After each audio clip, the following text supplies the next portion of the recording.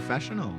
Try. Sometimes I try. You're a and then pro it's now. like- Since I was here 2.5, 3 years ago. Is that how long it was? It's been a really long time. We were talking about that too, and it was like a year for us, right? A and year some and a change? half. Because the last time I was here, I was transitioning still. It was about 2 years. I think it might have been 2 years for me too. Yeah, because when I was talking, I was on OnlyFans still at the time, and that was like the context of our episode was me talking about doing sex work, and that was like a while ago. So Yeah, mine was 2 years ago because I was still transitioning when I turned 21, and I'm about to turn 23. So Are you done transitioning? That's not. yeah, no, happening? I'm not transitioning anymore. I stopped hormones and stuff. I took mushrooms and realized this isn't my destiny. How often does that happen? People take mushrooms and then their whole life changes. I feel like They're more frequently than not. Right? So, I feel like when people take shrooms, it's like that's it. I don't know. I feel like most people's shrooms experience are like Their an whole ego world death. changes. Yeah. Yeah.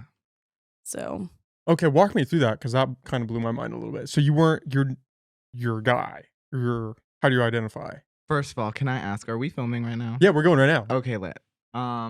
So Do you want to do the And- headphones? I mean, like, no, it's okay. fine. unless I have to like talk this close, and I don't know Yeah, if that's too but much. in regards to my transition, I mean, gender is a spectrum. First of all, it's fluid. People, like everybody, every day, or many people every day have those thoughts of like, oh, am I this? Am I that? Or actually, like, do definite fluctuations. Like today, I'm identifying as this. Today, I'm identifying as that.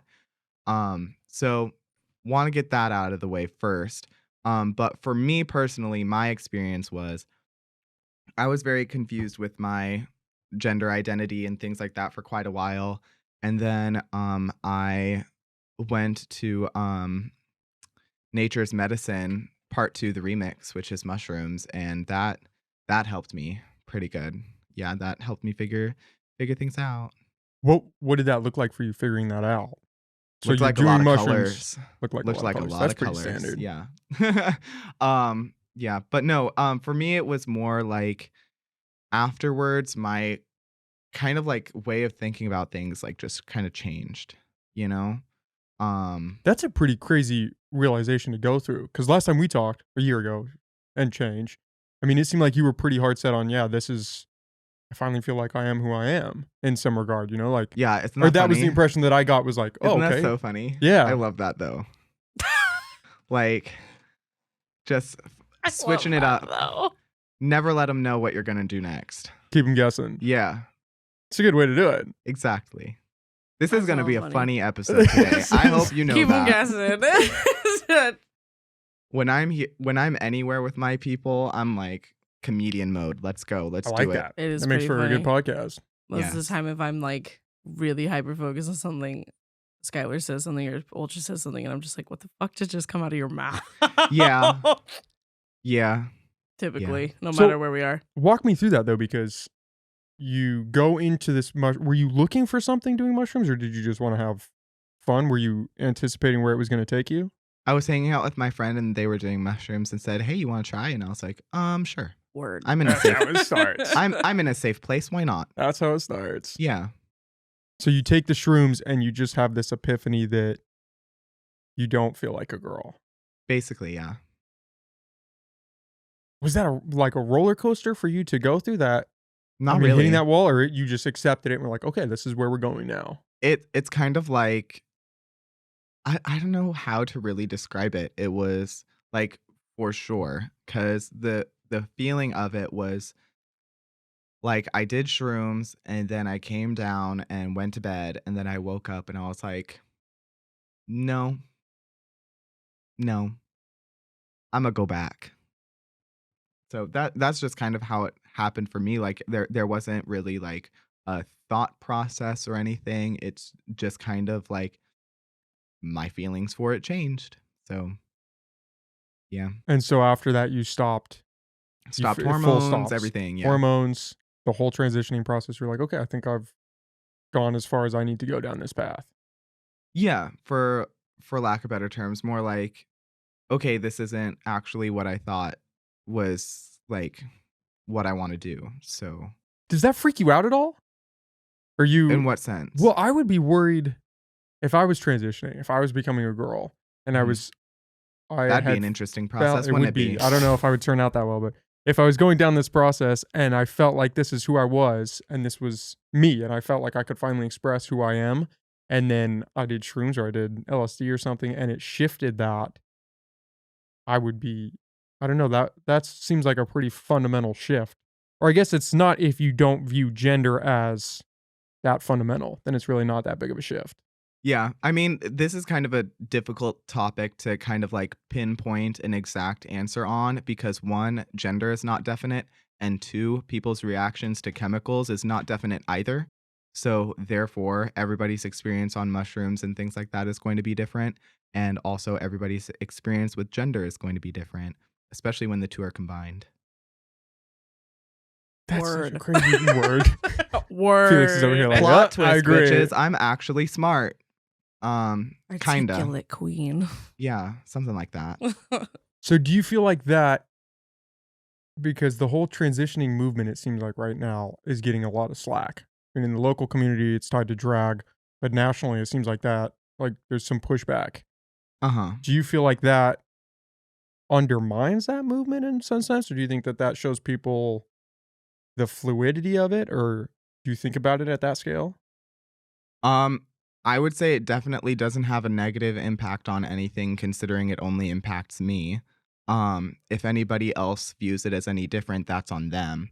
Um, but in regards to that, God, I need to stop smoking so much weed because like the whole Yeah. thing just like lost, poof, I gone. mean, everybody's like, Repeat the question, please, Well, it's just Mr. Spelling Bee Man. I know, right? I'm over Yeah. here. Let me look at my flashcards.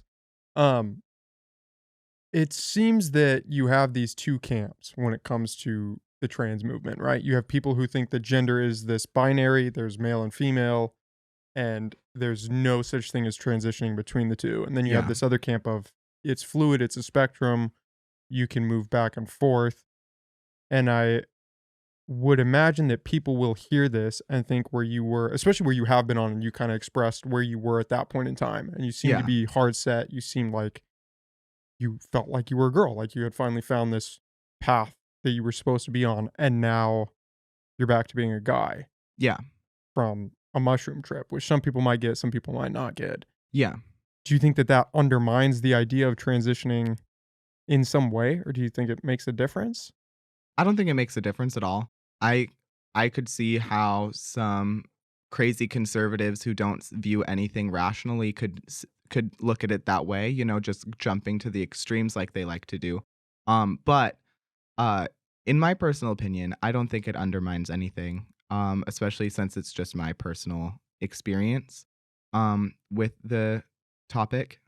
So, Do you think if you had been further down the process and had fully transitioned, do you think it would have been harder to come back from that if you had this realization? So say you fully transition, then you do shrooms, and then uh-huh. you have this moment of, oh wait. Yeah. Um well, first, I want to say I don't really like the term like fully transitioning anymore, just because transitioning for people doesn't mean immediately going from one to the other. Um, like transitioning could fall into any part of that spectrum. I mean, if you look around Humboldt County and you talk to the people who are trans in this community, you'll see that like the trans umbrella has so many different subcategories within it that it's not like a one to the other, like A and B. Um yeah. It's not like a definitive state of Mm-mm. you are a mm, guy and now you are a girl. It's It can be if the person wants that to if they want it to be that way. That's just the whole like thing for this whole situation nowadays is that like people are really trying to put rules and like these unspoken like rules and regulations and stuff in regards to how our own community should operate and how we should do our own things. like they're placing these outside expectations on you. Yeah, and kind of trying to make them like, oh, this is how you should be doing it, like or with how all of you should like look yeah. also. Yeah. Like, these are the norms you need to subscribe to. Yeah, because like the last time I was on this podcast, I was gender fluid at the time.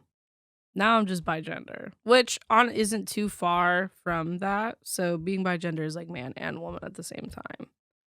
So instead of fluctuating, as stated before, I'm like, there was a period of time between the 2 years of gap, but we have been here. It's been a while. It's been a 2 years. It's like I had a lot of thought because at first it went from like being gender fluid to being like, maybe I'm like non-binary, right? Like I don't really feel like I fit in with the gender fluidity aspect of it. And then I was like, I did not. This is really fucking terrible and really fucking funny. But the whole way I found out what bigender was is I Googled it. I literally Listen, Googled. people, Google is your best friend with these situations. Please get on it more. It's really funny because it's like someone related it to like how men are like, am I gay? And they Google it like that. That's what happened. I literally Googled. I'm The like, answer is yes, by the way. Yeah, if you're Googling, that might be a red flag. That's just your flag, not a red flag. It's just a flag that you made. But like Gay flag. The rainbow flag is flying, honey. If you're looking up, am I gay on Google? But yeah, no, I looked up because I was like, I feel like I'm both. Because there's like a chunk where I was like, am I trans? Is this something that I feel? Because it's hard to say. Is it a thought? Like, is it a thought process to be? Or like a passing feeling? Yeah, like an active amount of like thought in your head. I mean, it is like an active thought navigating how you're feeling and like your gender identity. Like that's an active thought, but and for some people it probably is like, no, I am this, I am that, I am that. But like for me, it was a lot of processing of being like, like every time I put a label on something of how I was feeling, it never felt 100% comfortable. And it felt closer, but it wasn't it. You know what I mean? It was never there. And even when I was gender fluid, I was like, that was a big leap from being like, oh yeah, I'm a cisgendered woman to being like, oh, I'm gender fluid. Like that was already a big leap. So for me, I felt a lot closer comparatively to where I was. And then as time went along, I'm like, Google, can you be a man and a woman at the same time? And it was like, yeah, that's the thing. And I was like, shit. And then here we are. So yeah, it was just kind of like a very interesting like thing to discover. Google's your best friend, I guess. It's just, and that's the thing, like there's always this expectation with especially people who are trans, like, oh, because you're trans you should look, oh, if you identify as female you should look female, you should look like this, you have to go get surgery, you have to go do this, you have to modify yourself, when that doesn't have to happen. Like it's a very broad spectrum of literally like a 360-degree thing. Like other people's perceptions of you should not be there, and people should not put those perceptions on you, because at the end of the day it's your own personal journey kind of a thing, and it's nobody else's like business other than your own. So it's like, obviously when we talk about it and we're like, oh, this is, if somebody asks me my pronouns, I'm like, oh, he, she, they, it doesn't really matter for me, because like when I'm both, it doesn't really matter. So for other people though, even then, when you ask somebody their pronouns and they give it to you, it's still not anybody else's business to continue to probe about it, I don't feel like, unless they want to be open about their experiences, if you wanted to ask. And even then, I feel like that's rude. So if someone says that they want you to do something that's free and it doesn't hurt you or anybody else, just fucking do it. Word. That includes people's pronouns. It's not that hard. It's an additional word that you have to just change in a sentence. As somebody who's had difficulties with remembering people's pronouns myself, it's really not that hard. It's just that, like, the main reason for not using someone's pronouns correctly is because you don't want to. But don't you think, if you were to steelman the other side of the argument, don't you think the idea that even for nobody's going to know someone's pronouns right off the bat just by looking at them? Yeah, no. No. Well, you can assume. Yeah, you can assume a pronoun. But the thing is, there's nothing wrong with being like, oh, what are your pronouns? Mine are blah, blah, blah, before like starting a conversation. Like that should be normal. It shouldn't be weird or anything. Like, I don't know, like if me and fucking Sky are somewhere in public and we're out and about and I'm like, oh, like for example, for work, when I'm talking to people, I'm like, oh, my name is Eve. These are my pronouns. What are yours? Before we start this conversation, blah, blah, blah. They give it to me. I'm like, cool, we move on. Because I don't feel like it should be this weird thing. It's normal. I'm just like, oh, blah, blah, blah. And then we continue with the original point of what I'm trying to do. So it's kind of But like, is it normal, or is it in the process of people trying to normalize it? it's normal to me now. It is normal to me now because I feel like it is respectful, is first of all. And also it should just be, I don't know what people identify as. I have no idea. So for me, I'm like, oh, what are your pronouns? Cool. Moving on to what I originally need. It's not like a big issue for you. You can just hit that and keep going. Yeah, I don't really feel like it's an issue at all to have someone for their pronouns. It's just like, oh, but moving on to what I need to do here, like in my job. So it's like, because there's been people that are like, oh, I go by blah, blah, blah, even though that may not be what they physically like look like. But that's the thing. I don't know where they are in their journey. So in whatever aspect that may be or what they identify as. So. And so by gender, I haven't come across that term yet. That just means instead of being gender fluid, where you transition from one state to another, you just exist as both at any given time, or just constantly? Yeah, so Sky already kind of touched on it earlier. The fluidity is like it could change from like it could change from like day to day. It's very fluid. It's not a consistent thing. For me, I'm like consistently both, which that could mean a lot of different things. For me, it's like in like a physical aspects, for example. Like I know we touched on like when we were talking about my fluidity, I think we touched on like how I present more male. Yeah, I think it was when like I feel cargo like that. shorts or a baseball cap or something. I remember you going down that path. In like a physical sense, to in which now, God, do not catch me in a pair of cargo pants and a baseball cap. You can hit me with your car if that is the situation. That's awkward. That's like 90% of my outfits. We gotta hit him with your car. But like, for me, it's like I just for work, I usually present as absolutely not female as possible. I just don't. But when I'm just consistently both, it doesn't really cross my mind. Like there's days where I like to wear dresses. It doesn't change that I'm both. And there's days where I like to be much more like not cargo pants and baseball cap, but I like to look more, I don't know, what you would define as like masculine clothing or whatever the fuck. So that still hasn't really changed, weirdly enough. That's why gender fluid and bigender, even though they are very different, they are like, there's like, instead of me fluctuating, I exist consistently in both. So. Does that have a specific feeling to it other than just how you present or the clothes that you were wearing? Yeah, it's the feeling that I've been trying to like fucking put a pin in for God since 2 years ago when we talked about it. It was like, that it was, I feel like relatively recent, or maybe there was a chunk of time when we talked 2 years ago when I was like, oh yeah, gender fluid, because it was like, even when I was young, I did not feel like I did not feel like I was like, a girl or a woman when I was young. But to me, I didn't know, like, I didn't really know what that feeling was. And it's always kind of just lingered on. Like, for example, when I was young, I thought the concept of bras were fucking disgusting. So I used to take them off. Yeah, I used to take them off in the bathroom stall at my elementary school and like shove them in my pencil case and zip them up and put it in a binder and put it in my bag. Very cool. Because like I just did not want to deal with it and I didn't like it. So it was like, and my mom, so when I came out to my mom, for example, she thought it was funny. Well, not funny, but like my mom thought it was interesting because she was just like, laughed in your face. Well, she would, but like my mom told me on the 4th of July, she was like, I'm shocked every time you come by that your hair's just not chopped off. And I'm like, I like my hair, Mom. Thank you very much. But like, don't think that I haven't thought about it, but I've seen what I look like if I were to like chop my hair off, and I am not like in that proportion ratio of neck to head to hair, and I'm not into it. So I'm going to keep the hair for now. But my mom, when I told her about it, she was like, oh, that's kind of funny because I always wanted like a son when I was pregnant with you.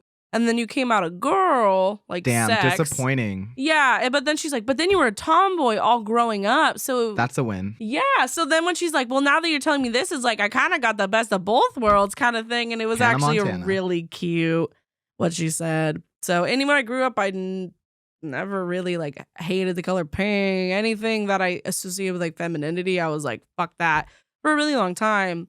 And I just thought a lot of things. Not saying that like all little girls who are tomboys or whatever like have that issue, but like in my case, it was definitely like I look back and I'm like, yeah, I didn't feel very good presenting or looking like a girl. And then I've even like that's why the whole concept of like drag really fascinated me in the first place, was because I was like I don't know. I didn't want to look passively female. I wanted to look like ultra. Like I wanted to be super femme, really femme, and if I'm gonna be looking femme, I want it to look full screen femininity.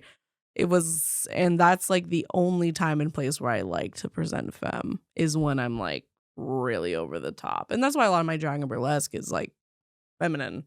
And only recently with just Hank, as it became country cowboy just Hank, drag king, which has been a recent thing because I've never really wanted to be a drag king, but the comedicness of masculinity is really funny. So I made just Hank, who is a drag king who looks like the Lorax. Oh, My that's mustache. an interesting picture. I have a picture of the mustache. It's, oh my God, it's so stupid. It's really funny.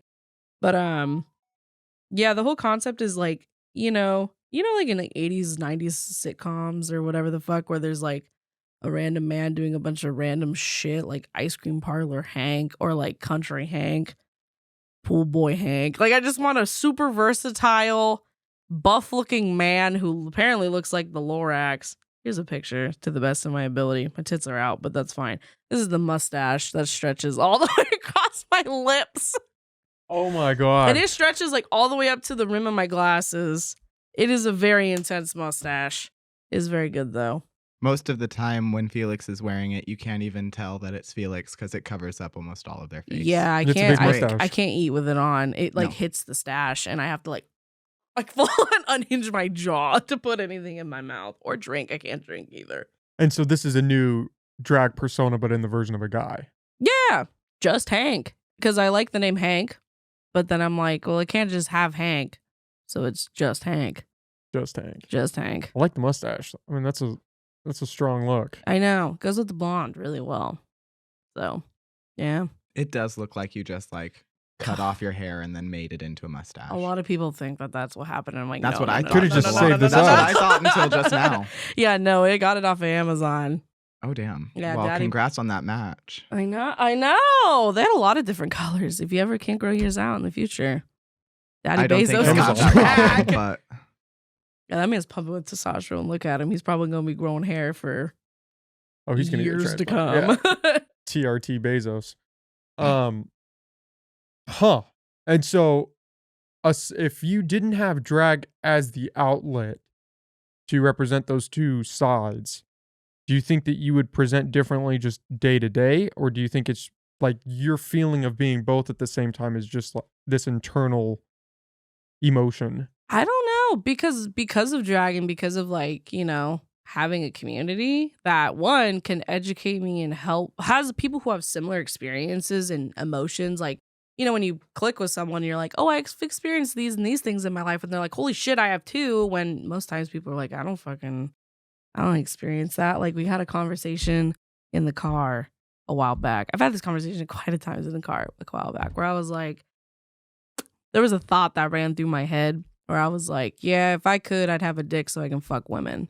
I think you said that Oh, on this yeah. podcast last time. Yeah, I think you right. said So when that. I thought that, it's like, when I thought that, I was like, and I think I fact checked with someone. I was like, is this normal to think? And they're like, it's not that it's not normal, but like, if you're cis and straight, I don't know if I would classify that in the normal category, but like, it is what it is. And I was like, cool. And then we moved on from there. And then, that's what I'm saying. Like, without the people that I've met to like be like, hey, I think these things, I feel these things. Like, I really couldn't say where the fuck I'd be because I have no idea. Like, having, people in my life for fucking, I don't even know how long have we known each other? 5 years?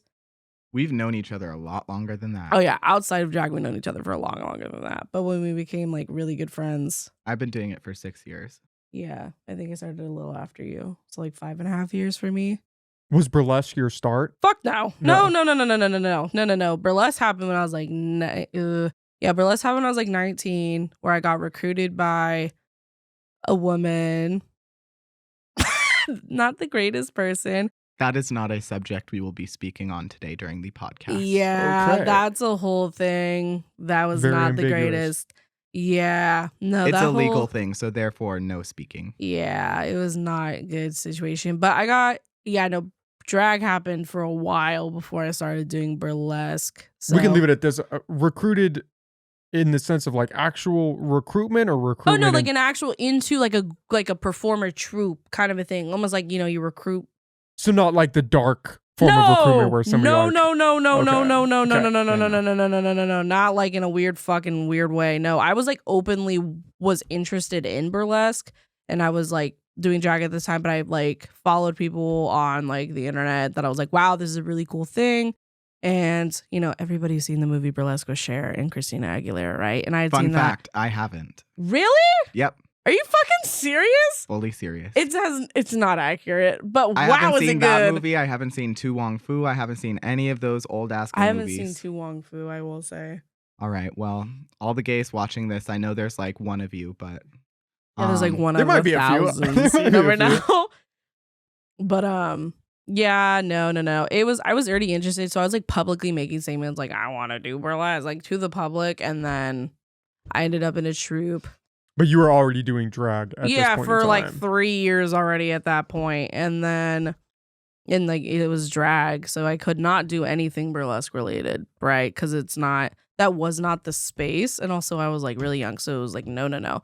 So and then that's when I got in a troupe, and then from there like met a lot of. Then that's where the burlesque career kind of like flourished out from there, and then year and a half after that I became an independent and have been an independent since. So, and I do drag burlesque and draglesque now. So it's like a mix of the two. What is? I've never heard of draglesque. it's You're both. It's just like when you both? mix drag and burlesque together. It's But like isn't that just drag? no, No, actually, no. So you know more about burlesque. so like so you have like drag, right? And drag's like right. the theater, the camp, the drama. Not like burlesque can't be theater, camp, and drama, but like, drag, you're hyper focusing on costuming, lip syncing, choreography heavy. I But isn't that a lot say of that burlesque? I wouldn't say that drag has a specific focus, Yeah. but I would say burlesque certainly does, Yeah. which would be taking your clothes off and not really lip syncing to the song. Oh yeah, the lip That's syncing's burlesque. yeah, In burlesque. the simplest of forms. Yeah, the art of striptease is like burlesque, and he came out of a political and a comedic place originally, and then because of strip clubs, it became like more of less comedic and like political, and still comedic and political, obviously, but then it became more like very theatrical. That's where you get like this like kind of you also get like a classical burlesque idea, which I don't know if you know the fucking difference between these or not. The classical is like typically to not modern music. It's like jazz heavy.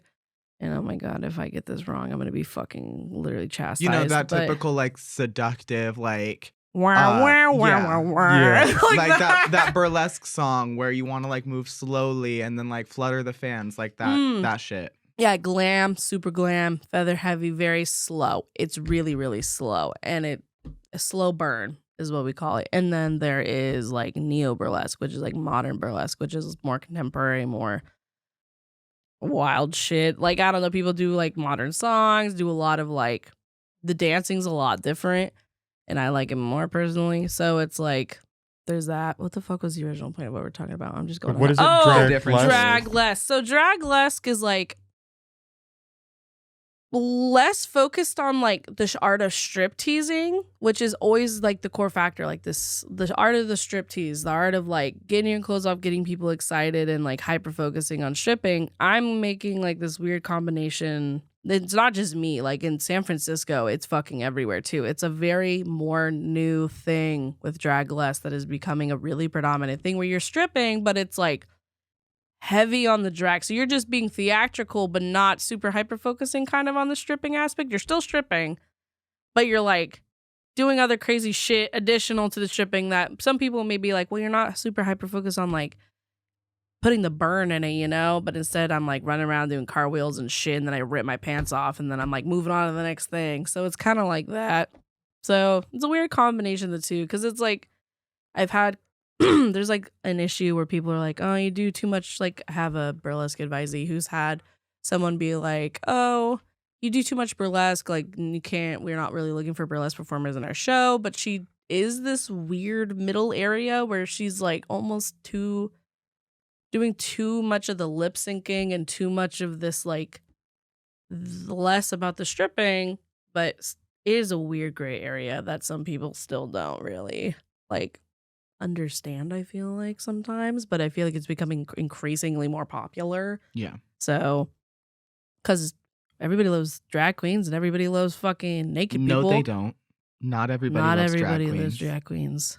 Well, right now, you guys are in an interesting point where there is a lot of Interesting is drag. the nicest way to put it. How would you phrase it? There's a lot of backlash against drag nationwide and in the county right now. Yeah. Yeah. I don't even know if you would say a lot, but there's just a vocal pushback against some elements, not even necessarily of just drag, but of drag with kids. Mm-hmm. I mean, this is a very interesting subject for sure to talk about. Well, I mean, you guys are like in the thick of it. Yeah. Yeah.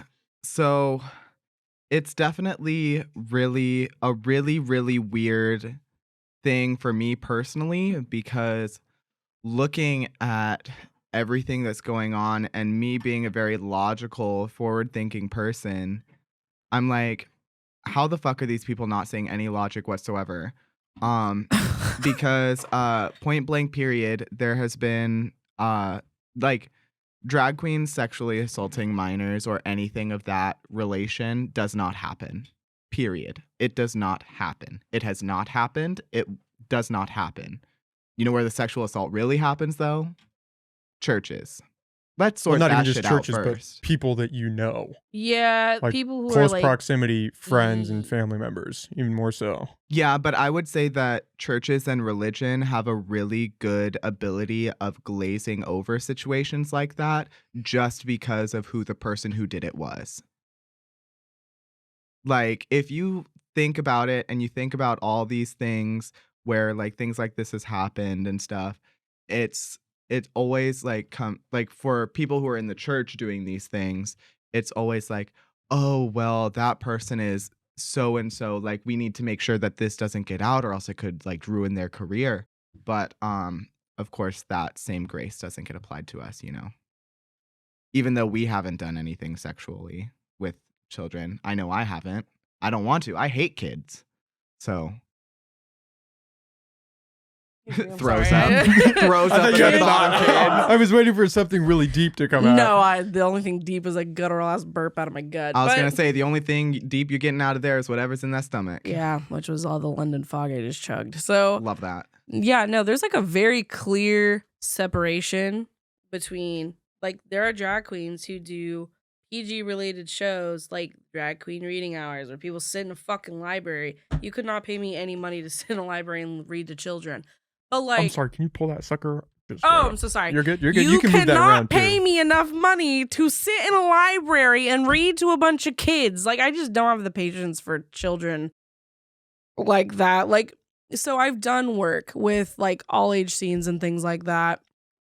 As everybody probably knows, most of the time that most of the time I do work with like the all ages, it's like most of the time to assist with our all age drag scene, to get people to come, to support them, and just, you know, try to be a mentor to them, try to help them in case something goes wrong. Cause it's like really daunting when you're young doing drag. Like, I remember when I was young doing drag and I was fucking terrified all the time. And also, like, a lot of the queens and kings that I met, you know, helped shape me into, you know, who I am today.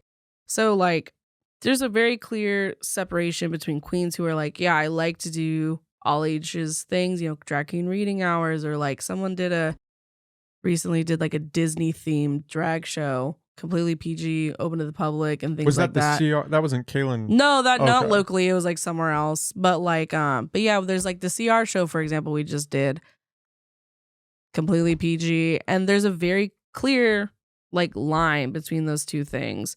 You know, you have all age friendly drag, which is like, you know, all age friendly drag, and then you have, you know, 18 plus, 21 plus drag, which is like only available to 18, 21 plus people because of the content or whatever. So it's like, and even then, there's just such a clear line, and I just fuck. I mean, I've gotten heat and have been used as part of the, I don't even know how to fucking describe it. The backlash. Yeah, my image has been used publicly. I assume you've probably seen it, most likely, I'm going to assume, where like my picture's been used completely out of context in like a forum agenda when the show was like a 21 plus show that I threw.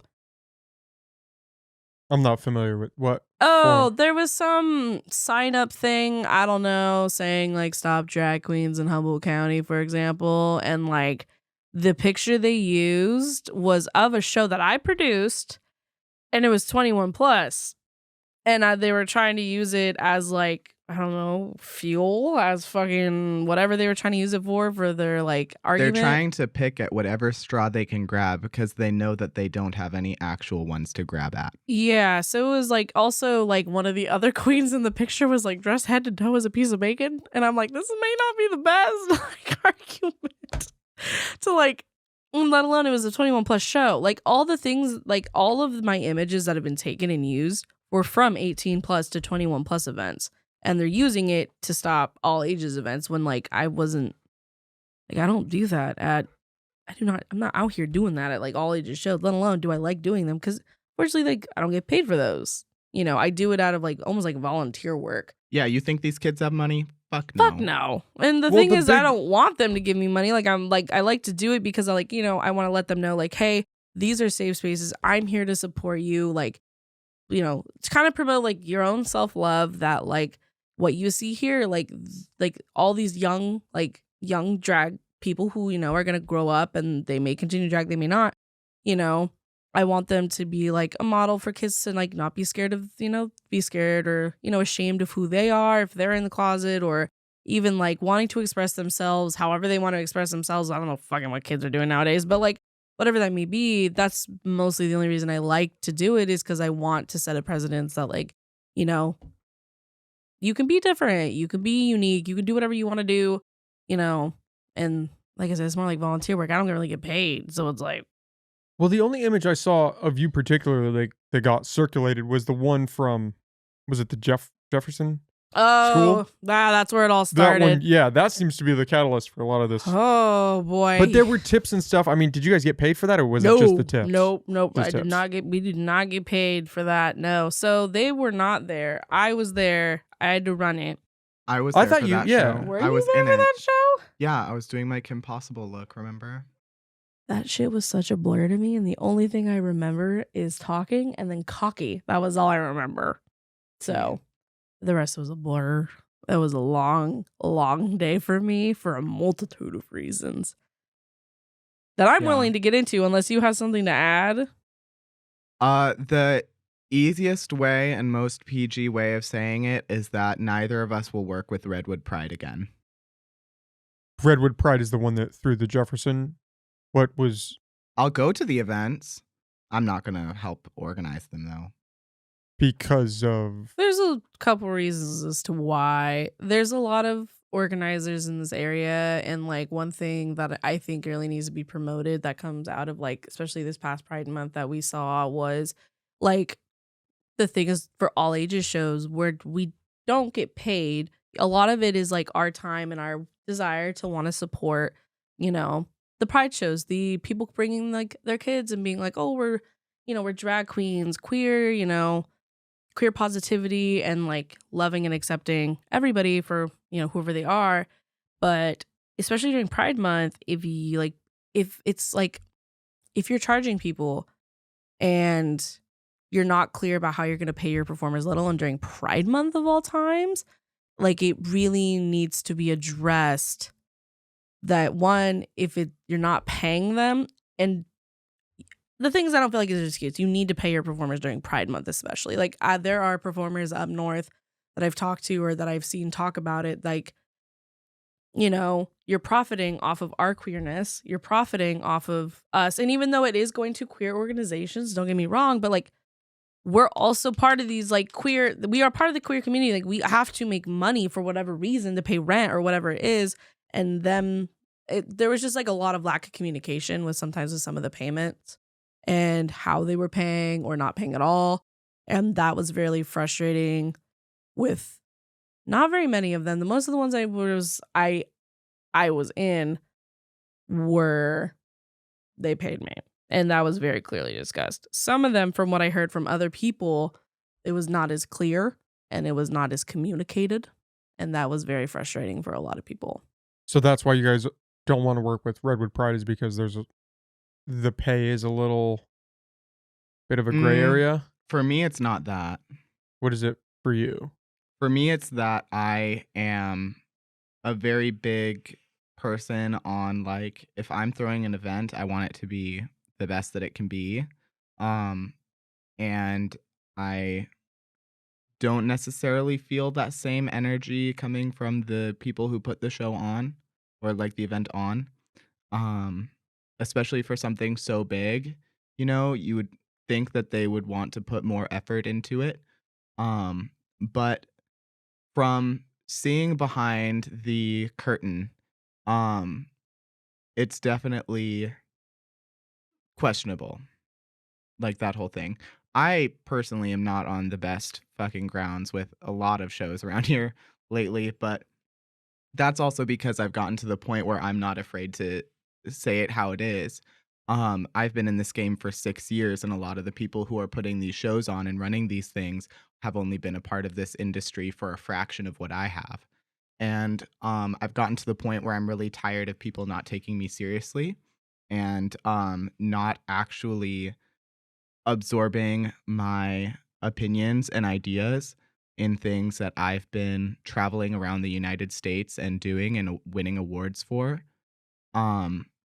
which is really astonishing to me because, you'd think that you would want to listen to the person or the people who are bringing in your crowds, who have been in the game longer than you and know more about it than you. But I mean, you can say the same thing for a lot of other situations. Like, people want to act like they know things when they really don't, and it's becoming a big problem. Like, that links back to the whole situation with like drag in the public eye, with like all the things going on. Like, if these people went to a drag show or actually like looked into it at all, like literally at all, they would realize that there's no problems there.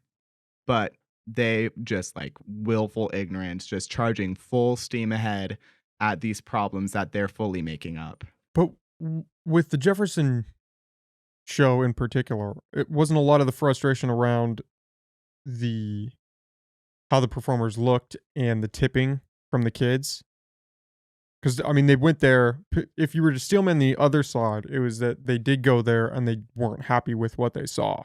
Because that's one of the interesting things is the Jefferson show was big and there was a lot of pushback, but the CR show, it seems, took a different approach and tried to be very cautious about how they engaged with the community, knowing that there were going to be kids there. And I didn't hear that much pushback from them. Of course they're going to be, because all around the United States right now, people are showing up to these shows in full riot gear with guns. Do you think we really want to have that happen again? No. Yeah, but the approach... There was still pushback from the CR show. But the approach was definitely different. They took a more like cautious approach. Like, we had security, we had these things pretty much because of the Jefferson thing, and then because of the increased amount of violence and like verbal violence towards like CR alone. And also us specifically. Yeah. We were also getting a lot of backlash ourselves personally. Yeah. Like, for example, with the Jefferson show, like, I know that my image was circulating one particular one. There's actually two particular ones I vented about a couple times because honestly, I don't want to give it that much fuel because for me, I think it's fucking stupid. But one of the things was like, I was wearing a dress. And it was, I don't know, I picked a random fucking dress out of the closet because I was like... It's a dress that you'd see any other person walking down the street wearing on a warm, sunny day. Yeah. But just because it was on Felix, that was the main problem. Additional to that, this is what I found hilarious. It was so funny to me because I'm like, honey, no. So one of the things I was wearing, I was like doing my dance. I was trying to keep it like, trying to be PG. I felt very inspired by like Ultra and like other people that are there. I'm like, you know what I did? I was only gonna host. I wasn't gonna do anything. And I was like, you know what? And like, I saw we weren't making any money, but every time I see other people perform, I'm like, I really want to be a part of this. I like doing what I do. So I performed, and 2 images came up. One image was a picture of me doing a spin. My hands are like this. I'm like keeping my dress like down because it's like, it's very flowy. It's long and it's flowy. And there's like a very sliver of high-waisted blue Fruit of the Loom underwear. High-waisted granny panties, let me tell you.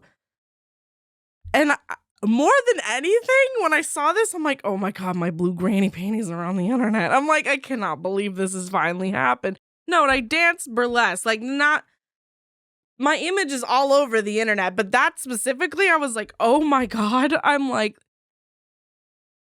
I picked the worst possible, like I should have put on a pair of Spanx or some shit because I did not think about that. And I was mostly just like, high-waisted blue Fruit of the Loom granny panties was my primary concern because I'm just like, oh, I'm like, that is more embarrassing to me than anything else.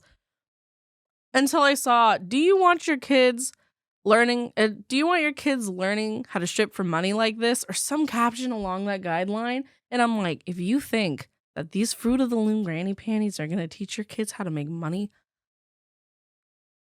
no. I was like, also, it was the weirdest angle of someone was like down underneath me, and I don't even know who it was or where I was, but it was like upshot from my skirt. And I was like, what the fuck? And there was another one of me sitting on the stage, and like from where this was shot, it was in the back corner of like the audience, which was really weird. I don't even know how somebody would have got there because it was like kind of blocked off, and it was shot. If it was from the back of the audience, then it was probably from one of the protesters. Yeah, it wasn't even from like an audience member. It was shot so far from the side to the side that you could slightly see up the like long like panel of the dress, where it's not even like visible from like anybody's eye that I was performing like with in front of. And I was like, these are like the images that are being used, first of all, hell out of fucking context. And second of all, I'm like, why are people taking photos and videos up my dress? Like, that's, I'm like, that's just, it really made me uncomfortable more than anything else because I'm like, what? Like, I did not, first of all, consent to like any of this. Second of all, like people were, I feel like people were purposely like going and taking photos like as like uncomfortably scandalous as they could of me. They were trying to get these photos. They were seeking out these photos is what it was. It's fucking easy to do that when I was wearing like I said, long dress. The slits were like mid-thigh to high thigh. And also like I'm a bigger bodied individual. It's kind of easy to pick on the fat person. It's kind of thing. Like me and Cocky, like weirdly enough out of everybody, me and Cocky were like the primary people that were like really went at. And I'm like, when I look at that and I look at the track history of how easy it is to like pin something on someone who's bigger bodied or fat, I'm kind of like, it felt very targeted, and it was just used like again and again and again. And people were telling me about it, right? Like I was like, okay, whatever. So I was just like, there's nothing I can do about this. And arguing about it with them is like, obviously not, it's pointless. Like it was just so fucking wild how hard it was grabbed and just circulated and spun with like the narrative of like, oh my God, we're trying to group chill. I'm like, no, I am no, please. I'm like, I do this. It honestly also kind of sucks because like I said, I do this out of my own volunteer to support my community and the young community that we have. And like, it makes me not fucking want to because I don't want to deal with this bullshit. Like I just don't want to. And it really does deter me. It deterred me for quite a while. I'm like, I don't want to do all these shows anymore. Like, if this is how people are going to view me and do this shit, like, I don't have that type of bandwidth to deal with constantly every single time having my image taken completely out of fucking context and used for whatever fucking message that they want to push. And it became really exhausting at a point. I was pretty fucking tired. Very fucking tired, in fact, from hearing about it. So, and you know, it's kind of died. It's okay. That specific incident has died itself out. I don't know anymore that's happened because I really tried to cut all contacts out of that. But like my image popped up on Craigslist, for example. People were pretending to be me, saying I was a prostitute and that I was looking to blah, blah, blah. And I was like, bro, what the fuck? Which was a fucking picture from our Omega drag show from Gallagher's, which was 21 plus. Yeah. Someone took that out of the Lost Coast Outpost article and spread it all over Craigslist, saying shit like that. So that was a good start. I don't know what it is about Craigslist, but Craigslist really be Craigslist popping is off. a dark hole. Yeah, that's like, Yeah. Yeah. So the amount of repercussions for me that came out of it, like, it was just more mentally like, bruh. Draining. Yeah, it was fucking exhausting. I was like, you gotta be fucking kidding me, dude. I was like, when you reference Cocky was the one that was Cocky Muffington. dressed like the cat. Was it a yeah, cat? yeah. There was Scar from The Lion King. Okay. Yeah, literally was Scar from The Lion King. And you think you two were targeted in particular, not because of the routines or anything, but because of your size? I think I think that sometimes there is this like very underlying subconscious, like, you know, it's easy to pick on the fat person, it's easy to pick on the bigger person. It's very easy to do that. So naturally people do shit like that. But don't you think that your routines played into that a little bit? Because I watched your videos and it seemed like your two were the ones that could be considered more inappropriate for certain age groups, if you were to make that argument. If anybody out there is actually concerned with the things that their children sees, maybe they should consider taking the internet away from their children, because that's the real problem with how these kids are being raised, is the internet and the accessibility that they have to it. So these drag shows where it's completely optional to go, you don't have to. It's not being forced on anybody. You don't have to be there if you don't want to be. In fact, most of the shows are behind a paywall even. So if you're going to these shows, you're paying to get in. If that's like, with that in mind, like, mind your business, honestly. Like, I get it. There are some situations where things may look like they are one thing just because somebody took a picture at a bad time and threw it out of context, just like so many other situations out there. Not just in this field, but in many, many others. So it just really boils down to the fact that these people don't know what's going on and they don't want to know, but they want to act like they do. When you both have referenced out of context in terms of that photo, what do you mean by out of context? Like using it with their own agenda in mind. But the photo is in context in some regards, right? Because it was taken during your act. Yeah, my act, in my opinion, between me and Cocky's act, both, I had no like sexual type of thing in mind. That was not playing in my head. That is not going through my head. And Cocky, I think, literally took like things from Cats the musical, like literally things that are open to the public that are rated PG, like all these things. Especially Cocky, fully dressed, fully like head to toe, Scar from The Lion King. Like, that was their whole shtick. Like, saying we're trying to groom, like, that we're trying to actively groom. No, that's not going through our fucking heads. That's not going through my fucking head or any of those things. Like, that's why it's just, when we say out of context, or when I'm saying out of context, I'm like, you're trying to say that what I'm actively doing right here is like grooming children. Yeah. When that is not, I literally did an act in which you then took pictures of this act at the weirdest fucking angles, deeming it inappropriate or deeming it solicitive. I don't even fucking know. I didn't even read the full articles that were sent to me from everything, and using it to push violence sometimes, even to the point of like violence, protesting blah blah blah against like drag queens and drag in general. Like, if you really have a fucking problem with anything, like, weirdly enough, nobody came up to me and was like, how could you do this, right? Most people that came up to me were just like, thank you for doing what you do. We really appreciate you being here. Thank you for coming out and blah, blah, blah, you know, hosting the show, blah, blah. Like, I feel like all the people that had an issue was the people who came to protest to begin with. Like, nobody there had a single problem. Nobody there had these feelings. Like, that was what was kind of even more fucked, was it was like taking, like, yeah. I don't even know how to even continue bitching about this right now. Also, I want to say something about the all ages shows that people just really fucking gloss over, is these kids who are like 5, 6, 7, 8, 9, 10 years old, they're not coming to these events by themselves. They're usually here with their parents. And these are the same people who are getting all up in arms about this, but they're also the same people who are going to schools and saying that parents should have more control over what their kids are learning. So why is there a double standard there?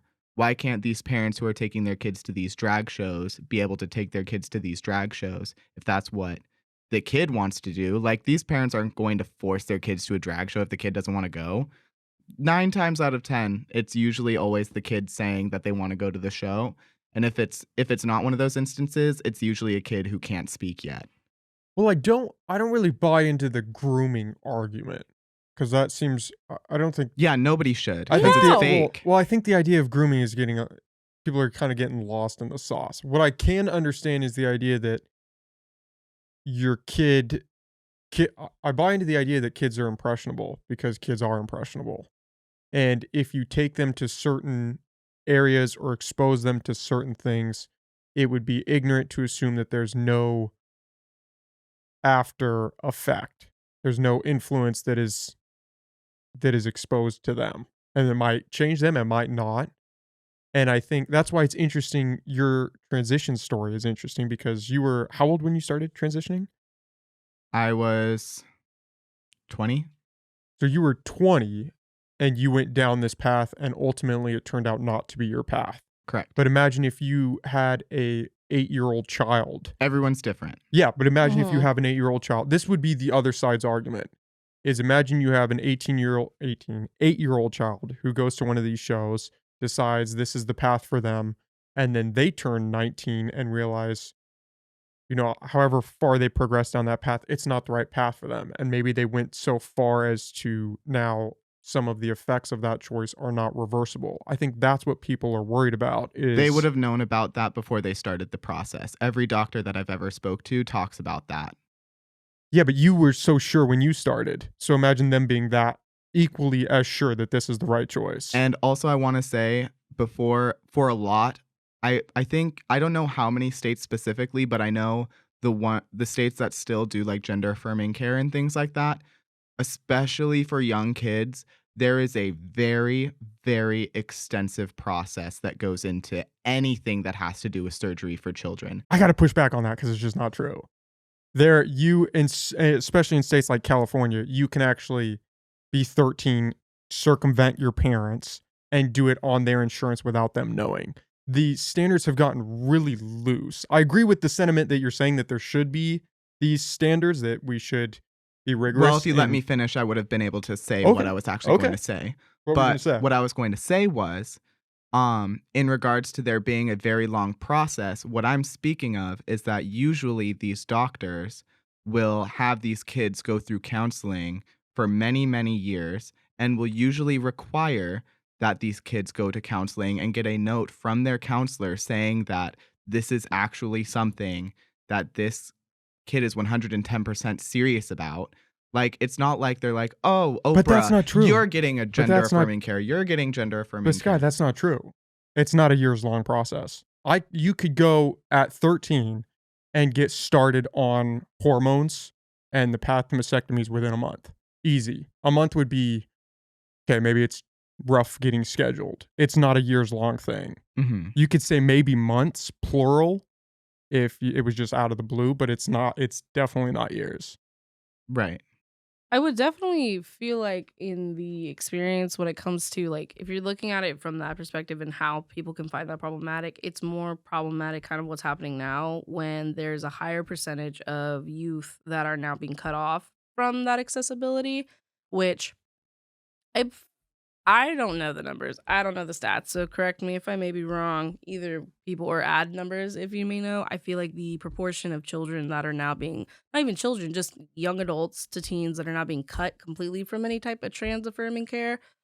There was a stat that came out that has like further up the like suicidal ideation, mental health, and especially in other states. California maybe is like that because California is very liberal leaning. So I can see that care being readily accessible, but comparatively to like the rest of the United States, like that's not a thing. Like that's not maybe in like I said, West Coast really be hitting different. We're a lot more like progressive leaning. Well, and liberal much more, cities, yeah. yeah. Liberal But states. that's not the majority of the rest of the United States right now. And that's like why that's a problem. And because of that, like there was a person who went up in front of Congress or Supreme Court or something like that and was literally like talking the numbers of what is going to happen if these things are taken away. And like I think the suicide rates of like young teens, especially teens who are like, this is what I'm talking about. When I was young, and like I said, it's all individual personal journeys. When I was young, you know, I felt not, I was like, something feels, you know, I don't feel like How you a should woman feel. 100%. Yeah, you know, like what, like super sure like everybody else did, right? Like anybody else that I talked to, anyways, kind of. And I was even still like, that's a touchy subject when you're kidding. I'm not running around talking to a bunch of people about it, but I was like, you know, I never felt fully in that, even through middle school, through high school. And then, so in kind of like how open we are now and how easily we can communicate now, you know, there are a lot of people who were my age, you know, who are now able to talk about it and, you know, talk about it with other people being like, yeah, this is how I feel, you know, and then earlier on be able to pinpoint like, I don't identify as like cis and I want to go through certain measures. I don't feel like most, and like I said, some people may hop really fast to wanting to transition, like rather that's top surgery, bottom surgery, whatever, hormones. But I don't feel like that is as often as like I feel like you're making it out to be. Like I feel like there's a like usually a process that people go through before they usually just slam into completely transitioning, at least physically. And even then some people don't want to fully do that. Some people are happy with just hormones or happy with other things. Like it kind of is, like I said, it's a pretty broad spectrum. So, I mean, maybe in California, but if that's what somebody wants to do, like, why am I stopping? You know, if this is what if a young person comes to me and they're like, this is what I want to do, you know, and they're certain and they've been certain for a time, like I was, not certain like I was, but if they were definitely like questioning, then it's like, who am I to, you know, prevent them from understanding sooner than later? Because for me, I wish I had known But sooner or had the what if you're a parent, right? And your kid goes down this process and they're like, hey, I'd like to, you know, I'm feeling these things and I would like to start the process and see if maybe I can more align with how I'm really feeling. I'd like to start taking hormones. Mhm. And they're a young age, they're a minor, and you set them on that route and they hit another age a couple years down the road and decide that it was wrong, but the effects of whatever hormone therapy they were on have had some consequences. Maybe they're sterile, maybe they can't have kids, maybe they just have hormonal issues.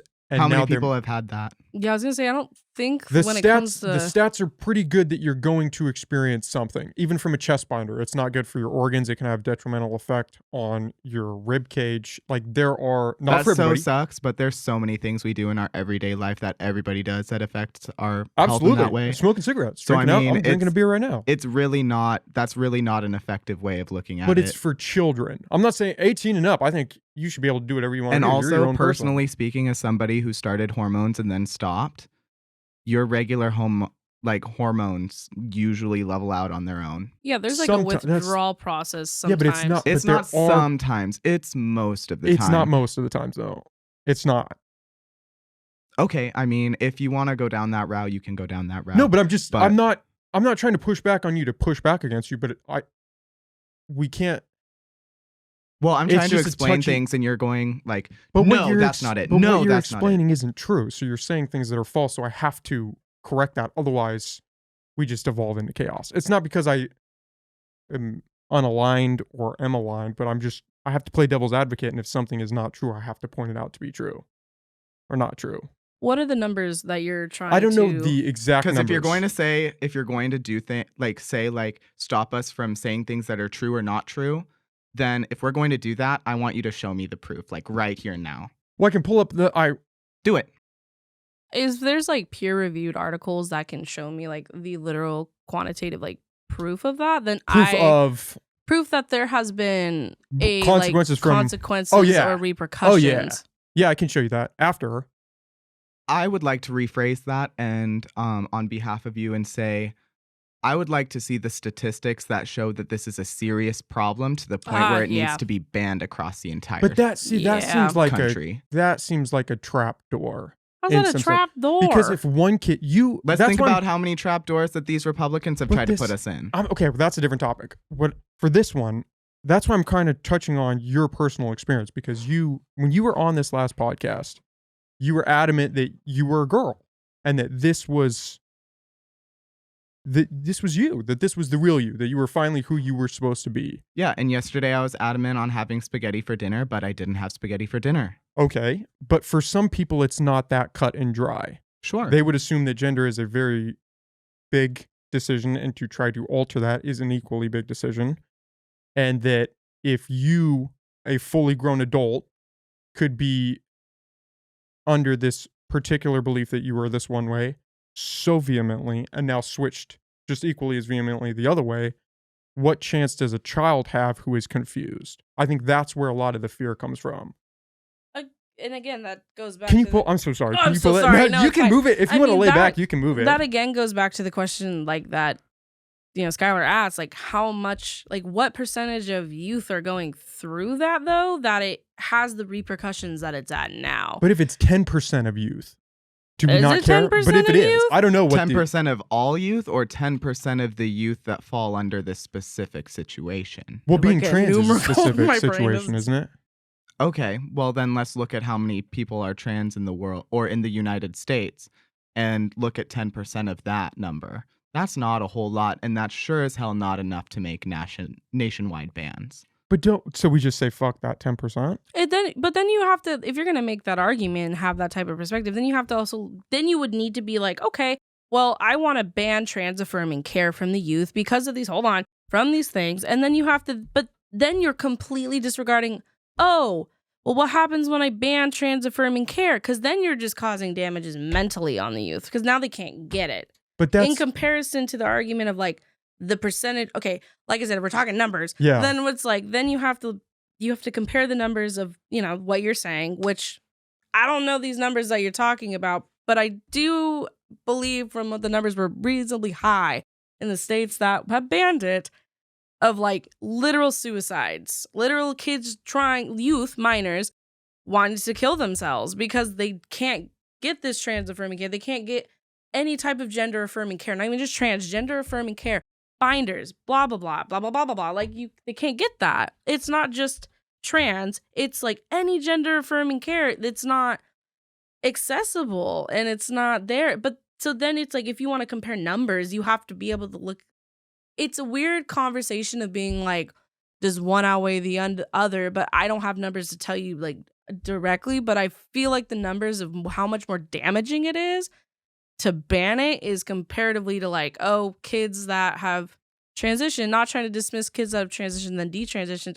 The number I've heard, and like I said, I don't have a complete quantitative number, are low.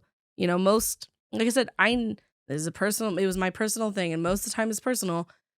Like I knew, but I didn't know because I didn't have anybody around me to really have that affirm. But Skylar knew.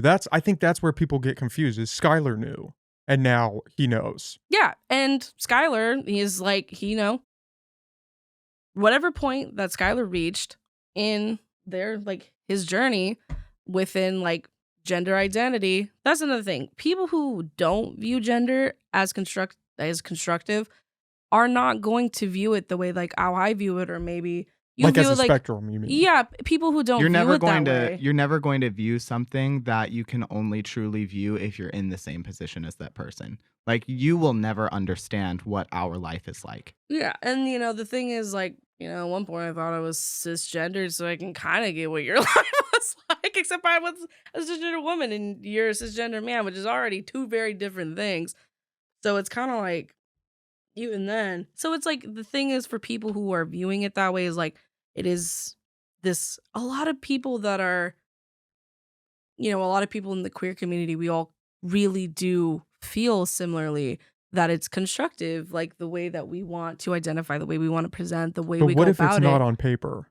Constructive on paper? Yeah, I believe, and I don't have the facts for this one, but from my understanding, the most at risk a trans person is from actually committing suicide, not just from suicide ideation or feeling suicidal, is actually uh post sex change. And I believe it's something maybe like 5 to 10 years post operation. That is actually when you are the most likely to kill yourself Let's look by the at the numbers. factors that go into somebody wanting to kill themselves when they're trans. Because Yeah. usually that's caused not by them regretting their transition, but rather them having to experience all of the things that are going on in the world. And even before that, even before all of these things came out, people were getting killed for being trans. But doesn't that And say something if even after going through the whole process and feeling like I don't know if process is the right word, but feeling like you've reached the extent that you want to go.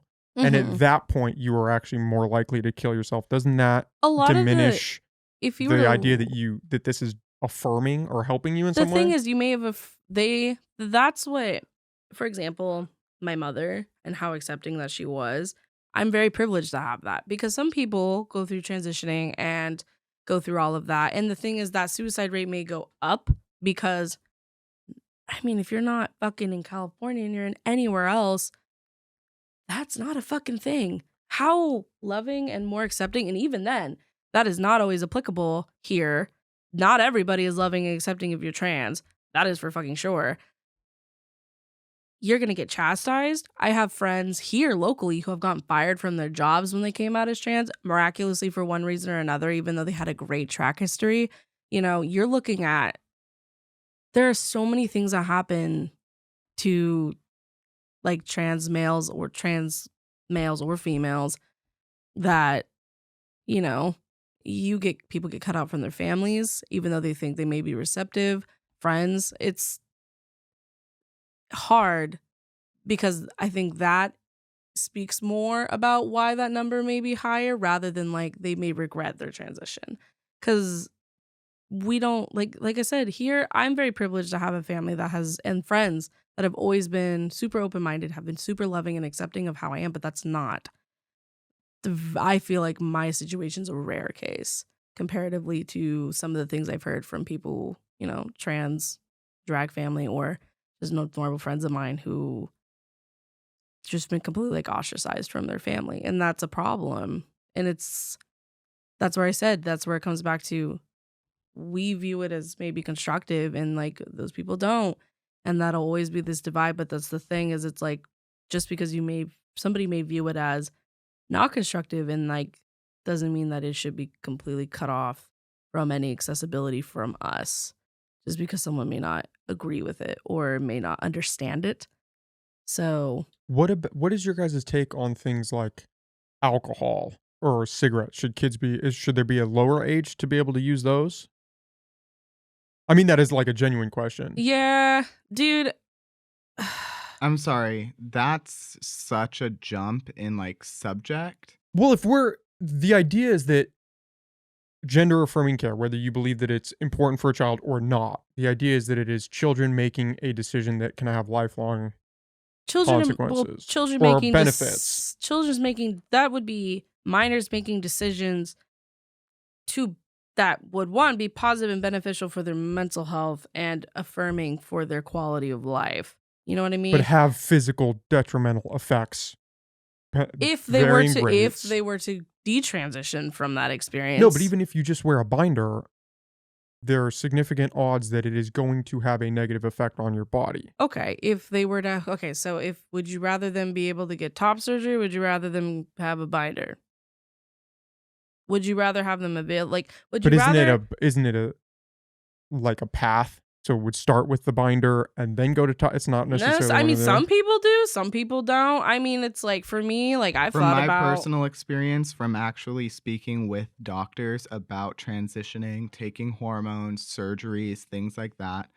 First of all, regardless of how long you've been taking hormones or if you have or not, no matter where you go to get that surgery done, it's going to be a year to 2 years before you get to have that surgery. So yeah, you'll that's have pretty plenty long of time to think about it and cancel it before then. And then even then, most doctors will require you be on hormones for a certain amount of time before you get to have that surgery. I'm not sure if that answered where I was going. It is still a child doing this, right? So the argument that I think carries water, or the question that carries the most water, is should kids be allowed to do this or should they not? I don't think the argument of once you're 18, you shouldn't be, or there should be no gender affirming for people over What 18. That's not. specifically about this situation are you trying to imply is like the biggest problem that people have? Should children be able to do this thing? Or What should is they have this to wait thing? to What is this thing is take what I'm any saying. gender affirming care? Or should they Gender have to affirming wait care till they're can be 18? as simple as counseling. Okay. Gender affirming care Gender has affirming nothing to do with care. any specific one thing. Gender affirming care that has the potential to physically or even mentally, I guess you could say, harm them. So counseling, great. If your child wants to dress like the other gender and you want them to do that, great. Hormone therapy, chest binders, mastectomies, I think there's an argument to be made that maybe we should wait till they're 18. I mean, once they're an adult, you shouldn't have a say, because if they can go fight a war, they should be able to do whatever they want. It's just that cut and dry. But we seem in this society, we protect children because we are skeptical of the decisions that they make. That's why you can't have sex with a minor. That's why kids can't drink alcohol. And you could argue these things are on the more negative side than that aspect of gender affirming care, but we still guard children against decisions we don't think that they are capable of making due to their age, due to their lack of experience. But it's interesting with this thing in particular, or this pathway, we seem to accept the gravity of it as being within a child's capability. That, yeah, kids say some crazy things sometimes, but if it comes to gender and they say, hey, I know this, then you should listen to them. And in some states, you have to listen to them, or you don't even have a say as a parent. That's where it gets a little kittywampus. What's it called? I mean, when it comes to parents not being able to have a say, you're gonna have parents that are gonna be like, they can't talk to their parents about it. They can't. No, but should your 13-year-old be able to go do this thing without you as a parent having any say, and them just be able to go full bore down this path? I mean, I feel like I would. Parents don't own their children. Yeah. Also, I would But really isn't have. it a parent's job to protect their child? What are they protecting Define them from? protect. Yeah. But okay. this is what confuses me. And no, I don't mean this in a bad way at all. Like, I'm really just trying to understand. And I have to steel man the other side because I know people are going to be saying things like this in the comments. So I'm just trying to put it all out there to squash all that. I keep coming back to you because I mean this in a really hopefully empowering ways. You are a good example because you view gender as a spectrum and you have gone through a transition and now through somewhat of a detransition, or through somewhat of a transition partially initially, right? And you are back. So you are kind of this, I would imagine to people listening, you are kind of a cautionary tale in some regard, and that they are worried, what if my kid starts this path, does something that is they can't detransition from, say a mastectomy, their daughter gets a mastectomy and then has this epiphany, which is possible because you had this epiphany or you had this changing of a view. That would terrify me as a parent if I thought, if I didn't fully believe this was the path for my child, if there was any slight doubt that maybe they would regret this decision, that would scare the shit out of me. What if my child was now sterile because they went down this path and then they come to me at 25 and say, Dad, I can't believe you let me do this. I was a kid. Why didn't you protect me? You didn't let me play with fire. I got my ass chewed out for playing with matches because I was a kid and I almost lit the house on fire. Imagine making a life-changing decision. That would, I don't even have kids, but the thought of that would scare me. And I think that is the sentiment people are coming from, is that they're just worried about their kids. Yes, you have people who are homophobic and you have these outliers who maybe don't like trans people, and you feel for people that are going through that with their family who don't have the support, because that's a huge detriment. But for the parents that really do love their kids and are accepting of the community and would be accepting of the life if they felt like it was really for their kid, the fear of them going down this path, or their child going down this path even without them or without their say, and then coming to regret it, would be terrifying. I would feel like I failed my kid. If they went through it and it was the best decision of their life, and they were like Kaylin, who is grown and feels like they are who they were supposed to be, great. Great. But if they regret it and they come to you and say, you're my dad. You were my dad. You had one job and your job was to protect me and you failed. I would lose my shit. But the thing is, okay, hold on. I'm going to like stop your rhetoric. The thing is, you keep saying protect. You affirming their care and allowing them, like, if you're going to have an argument of like, oh, what if? Okay, what if you didn't? But it's not what if. Skylar's right here. It's not what if. No. I'm like, what if we're doing the what ifs of like, your kid came back to you when they're 25 and they're like, why did you let me do this? There's also the other part of your kids, I don't know, 15, we'll go back a decade. Kids 15, they're like, I really want to do this. I really feel sure about this. And you're like, okay, I don't think you're old enough yet. Can you wait? And there are so many reasons as to why, like, their whole life they've fucking known or whatever reason. Your kid's fucking dead. That's like the thing that is, but like, that talked about. But it's an argument that doesn't necessarily carry water. If the stats are true that post-surgery is actually the greatest time of suicide, then the argument that more kids are killing themselves out of a lack of gender-affirming care cannot be true. You're not giving any type of like backup as to what this is from. Is it because of the affirming care of regret of having it? I don't know. Then you can't say it carries water when it doesn't have that. But it would show me, if you said kids who come out to their families, the ones that within 2 to 5 years of coming out are killing themselves at the highest numbers, I would say, okay, that's probably related to people pushing back on them, families not supporting them, hate from outside communities. I would say that's what's attributing to that. If you're telling me that numbers are highest post-surgery, I'm thinking some of that, and I don't know what percentage it would be, some of that has to be attributed to a realization that maybe the choice was wrong. And the question is, what do we say to them? Do we say, well, some people are going to kill themselves because they made the wrong choice, and that's okay? Because there are detransitioners. So we're just going to accept that X percent, 1%, 5%, 20% are going to kill themselves. And those are we just have to accept that, because the other 80%, 90%, whatever percent are going to live productive lives. Or do we care about that X percent that is killing themselves out of regret? You're going to have a lot more people dead if you ban trans care. But there's no stats proving that. That's my hesitation. There was a man who went up and then presented the stats of what it would happen if they did, because of just before we even had trans care, in comparison to before they even enabled young minors to be able to get the care that they wanted. And again, this is looking at like the youth that are coming and asking for mastectomies. I don't know. There's probably some, don't get me wrong. But most like youth that I've met who are trans are very much like, they go through the hormones, they go through all this. And even then, I'm not a doctor and I do not know very much about when it comes to hormones or anything like that. When it comes to that, I don't think anybody thinks we're doctors on this podcast. No, I'm not a fucking doctor. But like, I don't know. I would like a doctor, someone who does think to tell me that there are like how far along before there's like these repercussions that are being used as an argument as well. Because I'm like, I know people who have like, they transitioned for a point and then stopped for whatever reason. And, most of the time they have to continue taking hormones for like the rest of their fucking life to be able to get trans affirmed, to be gender affirming, because they just transition back to whatever they originally were at. Unless you get, I think there's surgeries that can help with that. But even then, I think even after surgeries, you still have to take hormones. Like you have to, or else you just go back. So even hormones, I don't feel like are a very good argument in that regard, because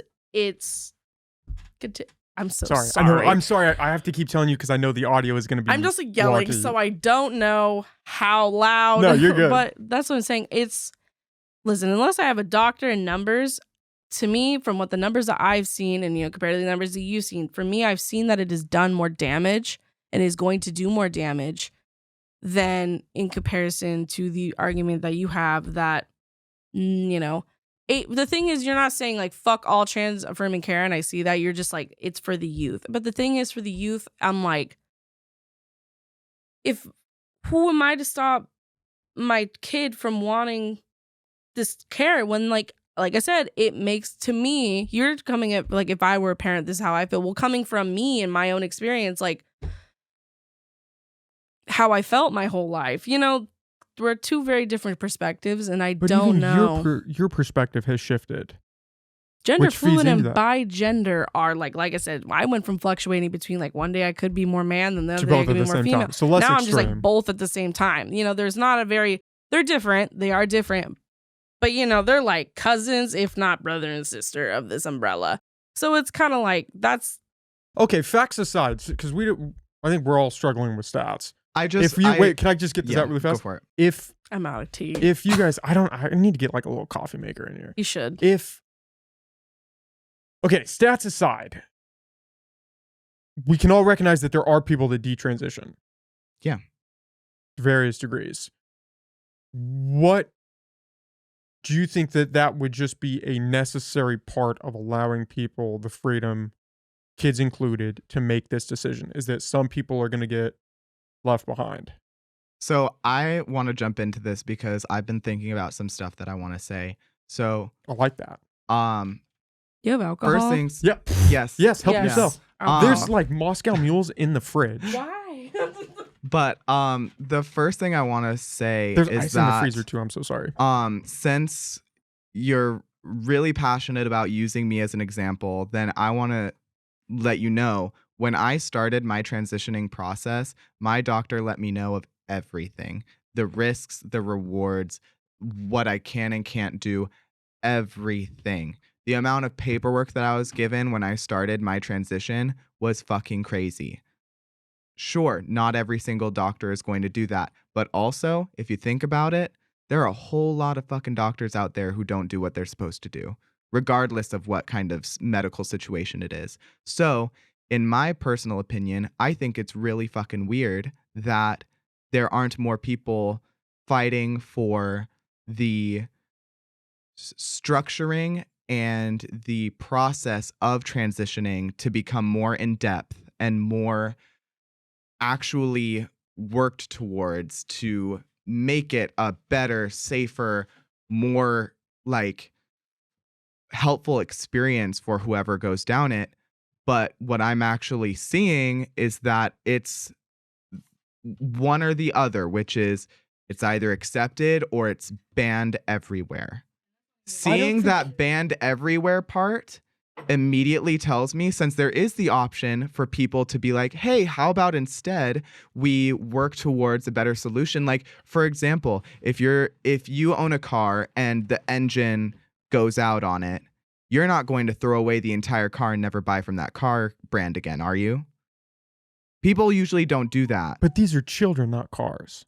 But what I'm saying is that, like, if there's an issue with something, or if somebody has an issue with something, why are they jumping to the extreme right from the get-go? Well, What I think I'm some people saying are crazy. is- Some people, you just have to accept, some people in society, in the world, are just crazy Right, one way or but another. those crazy people are the ones who are getting the media's attention and endangering our lives. That's what this is boiling down to.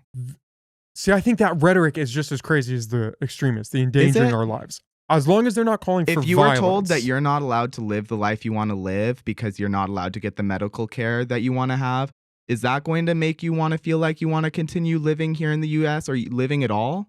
Yeah, because what the issue that's really been happening is it's not just like, oh, minors can't get it. Nobody can get it. And that's been a reoccurring issue, like across, there's all healthcare concerning affirming has been banned for anybody. It doesn't matter if you're a minor or you're adult, it doesn't matter. See, I've only been paying attention to the kids. Yeah, no. That's where the thing is like, when it comes to the conversation about the minors, like, yeah, this is going to be a very big difference of like between what me and Skylar feel and then how you feel about it, because then you have to look at, okay, even when I don't feel like there's going to find like a common ground. Also, is this crown going to give me, this is just normal crown, right? This is not going to give me like high or nothing. I saw hemp infused. It's not going to give me, it's not going to give me high either, but like. It's just crown. Hemp won't get you high either. Yeah, I but I get where you're going. phobia. Yes, you're good.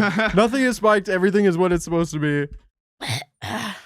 Crown was a good choice. I'm a big crown aficionado This is what myself. happened the last time.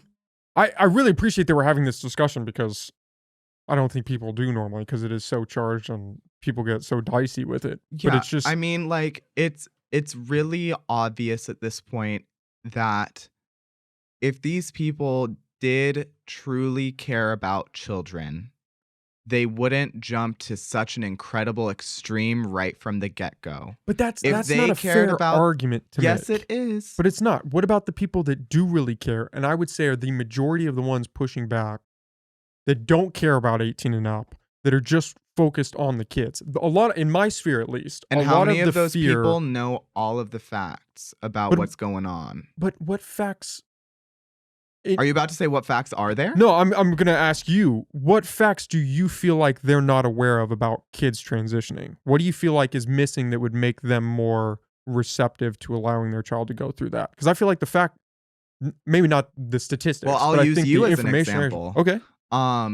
When we're talking about this, you're talking a lot about numbers, but I started out this whole podcast by saying everybody in the LGBTQ world is different, and that includes those statistics.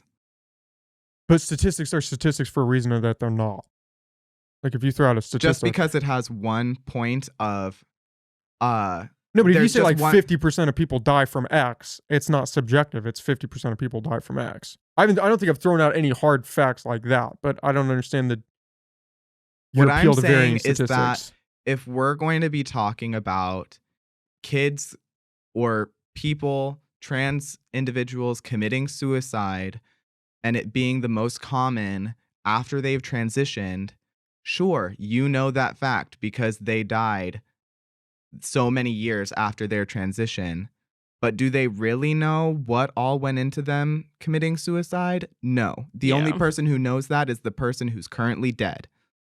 So, therefore, I don't think those numbers are really all that meaningful. But that's crazy. That's like saying, 50% of people die with lung cancer. Is it attributed to smoking? Well, we don't really know because we have an autopsy to every one of those people, but we're just going to assume. I get where you're coming from. I just think that discounting that as a metric that has no weight I didn't say no weight. No. Yeah, it's not saying that there's like no weight at all to that. Like that But being we shouldn't, no. we It's not shouldn't that put it's that not much weight on it. No. It's not that it's not a possibility. But the thing is, I think within People are making definites out of things that aren't definite. yeah, the thing is there is so many So different. why should we let kids transition I mean, that's I'm not saying that we should just let kids transition. I'm going to say this from just as honest as I can be.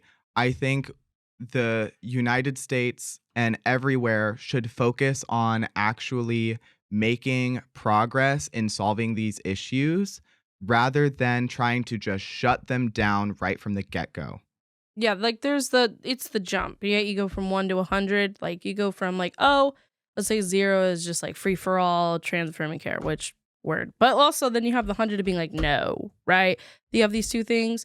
There's like things in between. Like if you really care about the youth and you really care about, you do want to make your kids happy, but you have these doubts. It's like, okay, fund more money into like, the counseling, the talking about the steps, having steps or providing more detailed care, more detailed and like involved care, medical care into, your child's life if they're in this phase, right? Like, talk about like it's hard for me to really understand the other perspective when like I don't have hard numbers and I'm a hard number, weirdly enough, hard quantitative kind of person. So it's kind of like really difficult when I've seen quantitative numbers talking about why it's important to have it.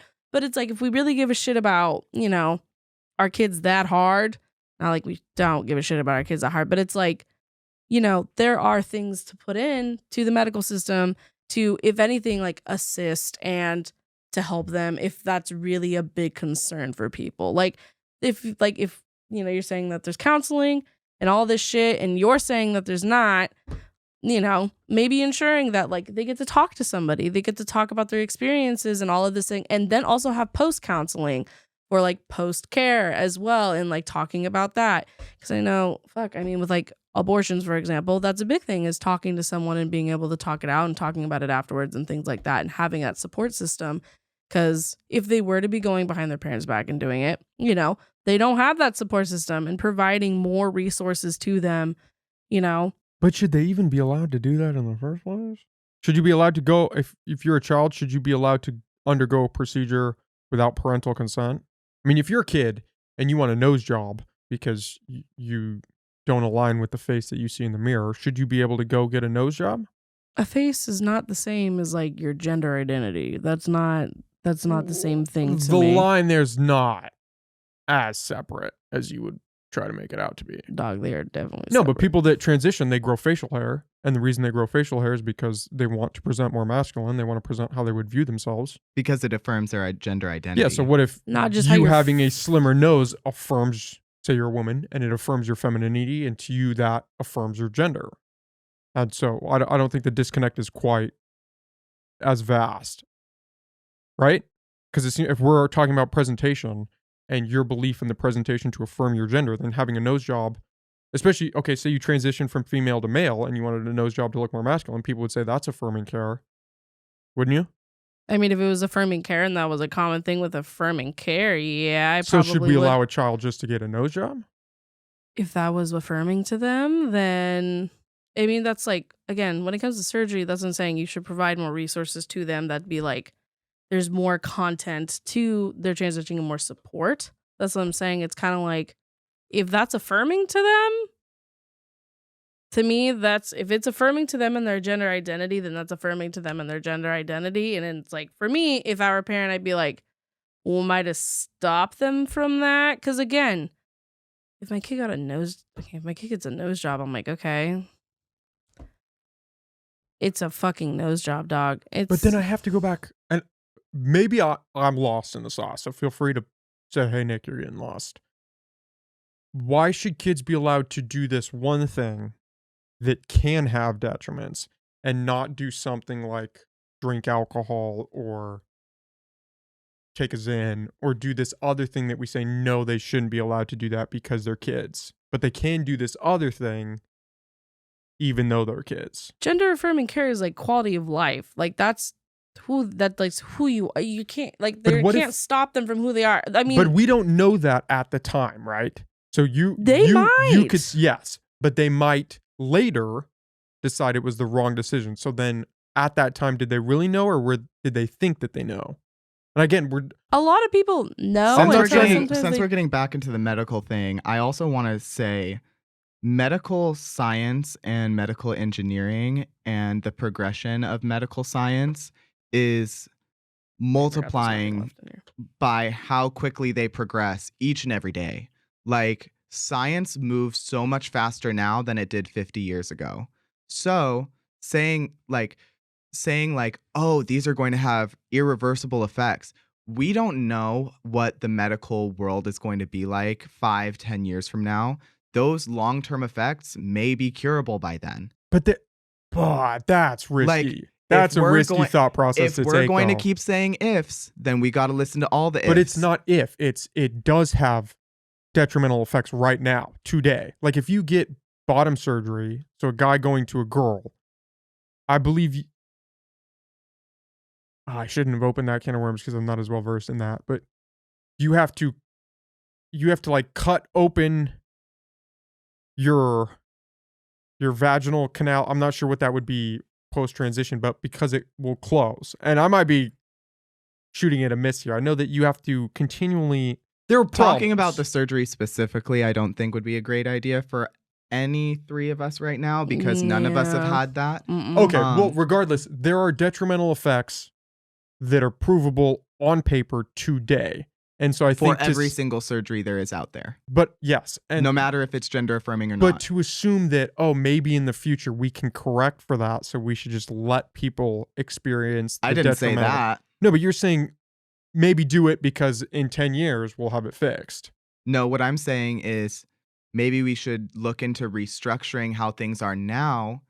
And then if things do progress in the future, then we'll have more resources. So wouldn't it be good to we're pause? Only going to see if we have those resources if we continue to move forward towards wanting to have those resources. Yeah, but right now, all of those legal, the legal things that are coming out do not talk about the restructuring of these like medical systems and like wanting to make them better for these people.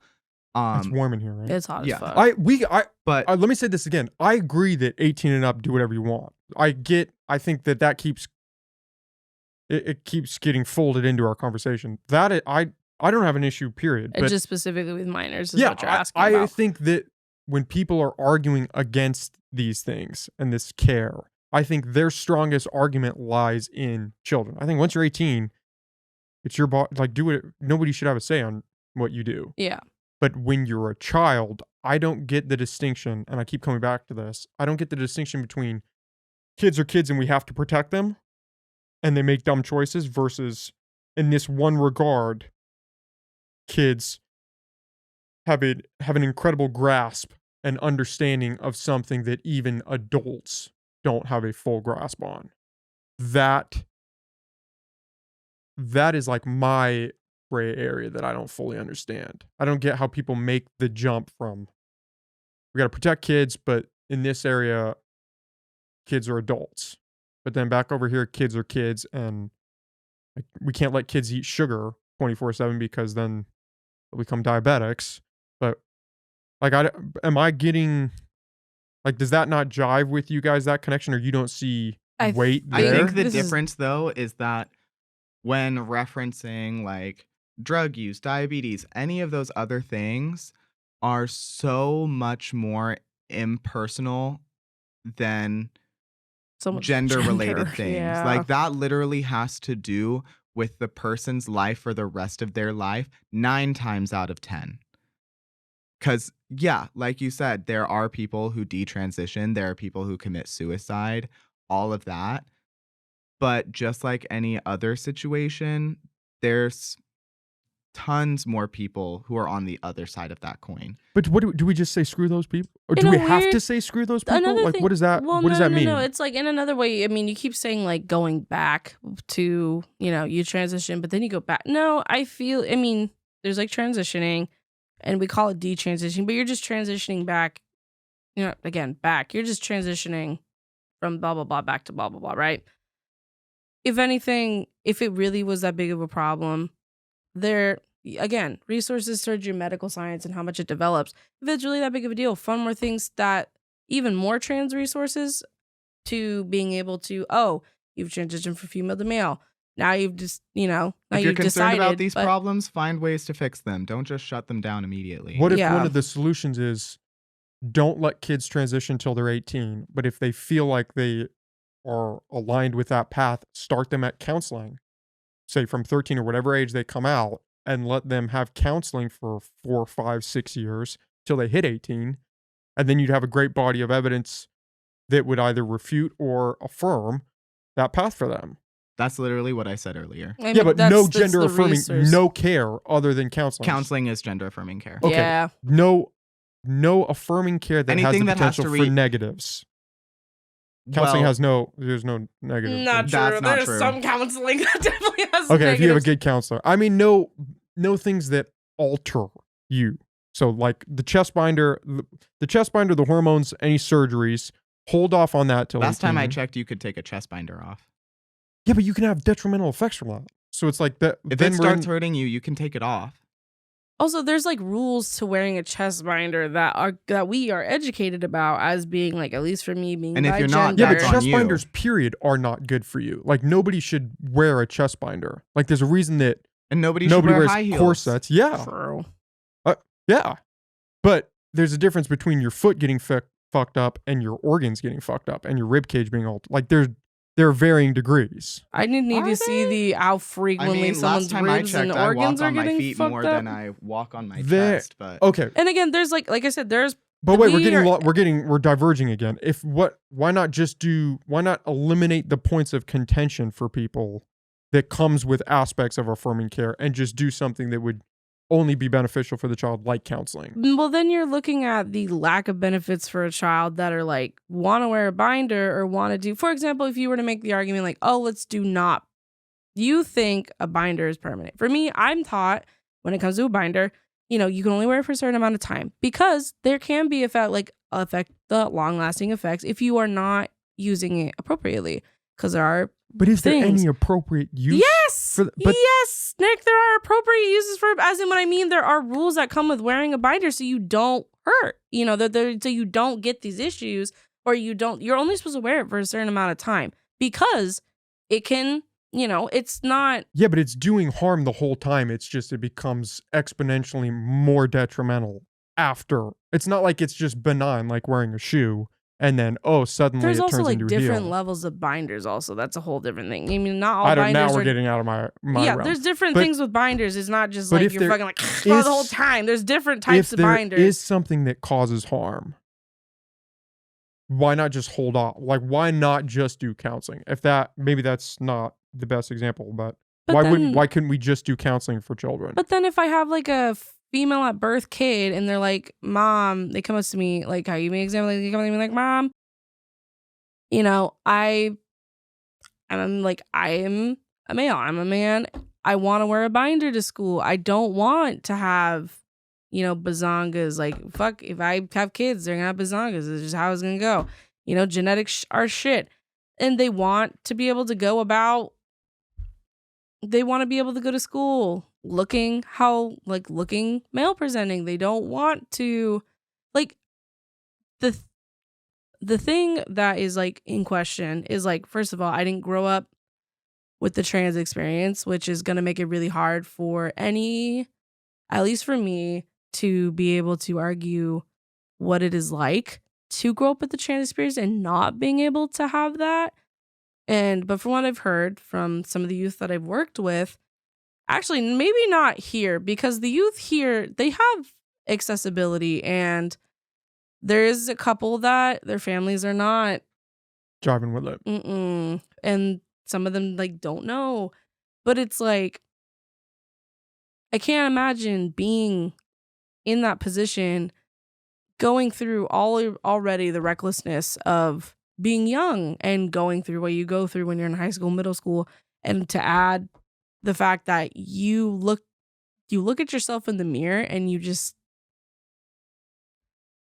don't want to look the way. But isn't that most people when they're at that age? No, when honey, you're it's going not through the high school, same like when- nobody's comfortable in their bodies. Everybody feels you've got hormones. I mean, isn't there some varying degree of just you hating life? No, I mean, you can hate life when you're young, but it is not the same type of hate when you're like a trans youth.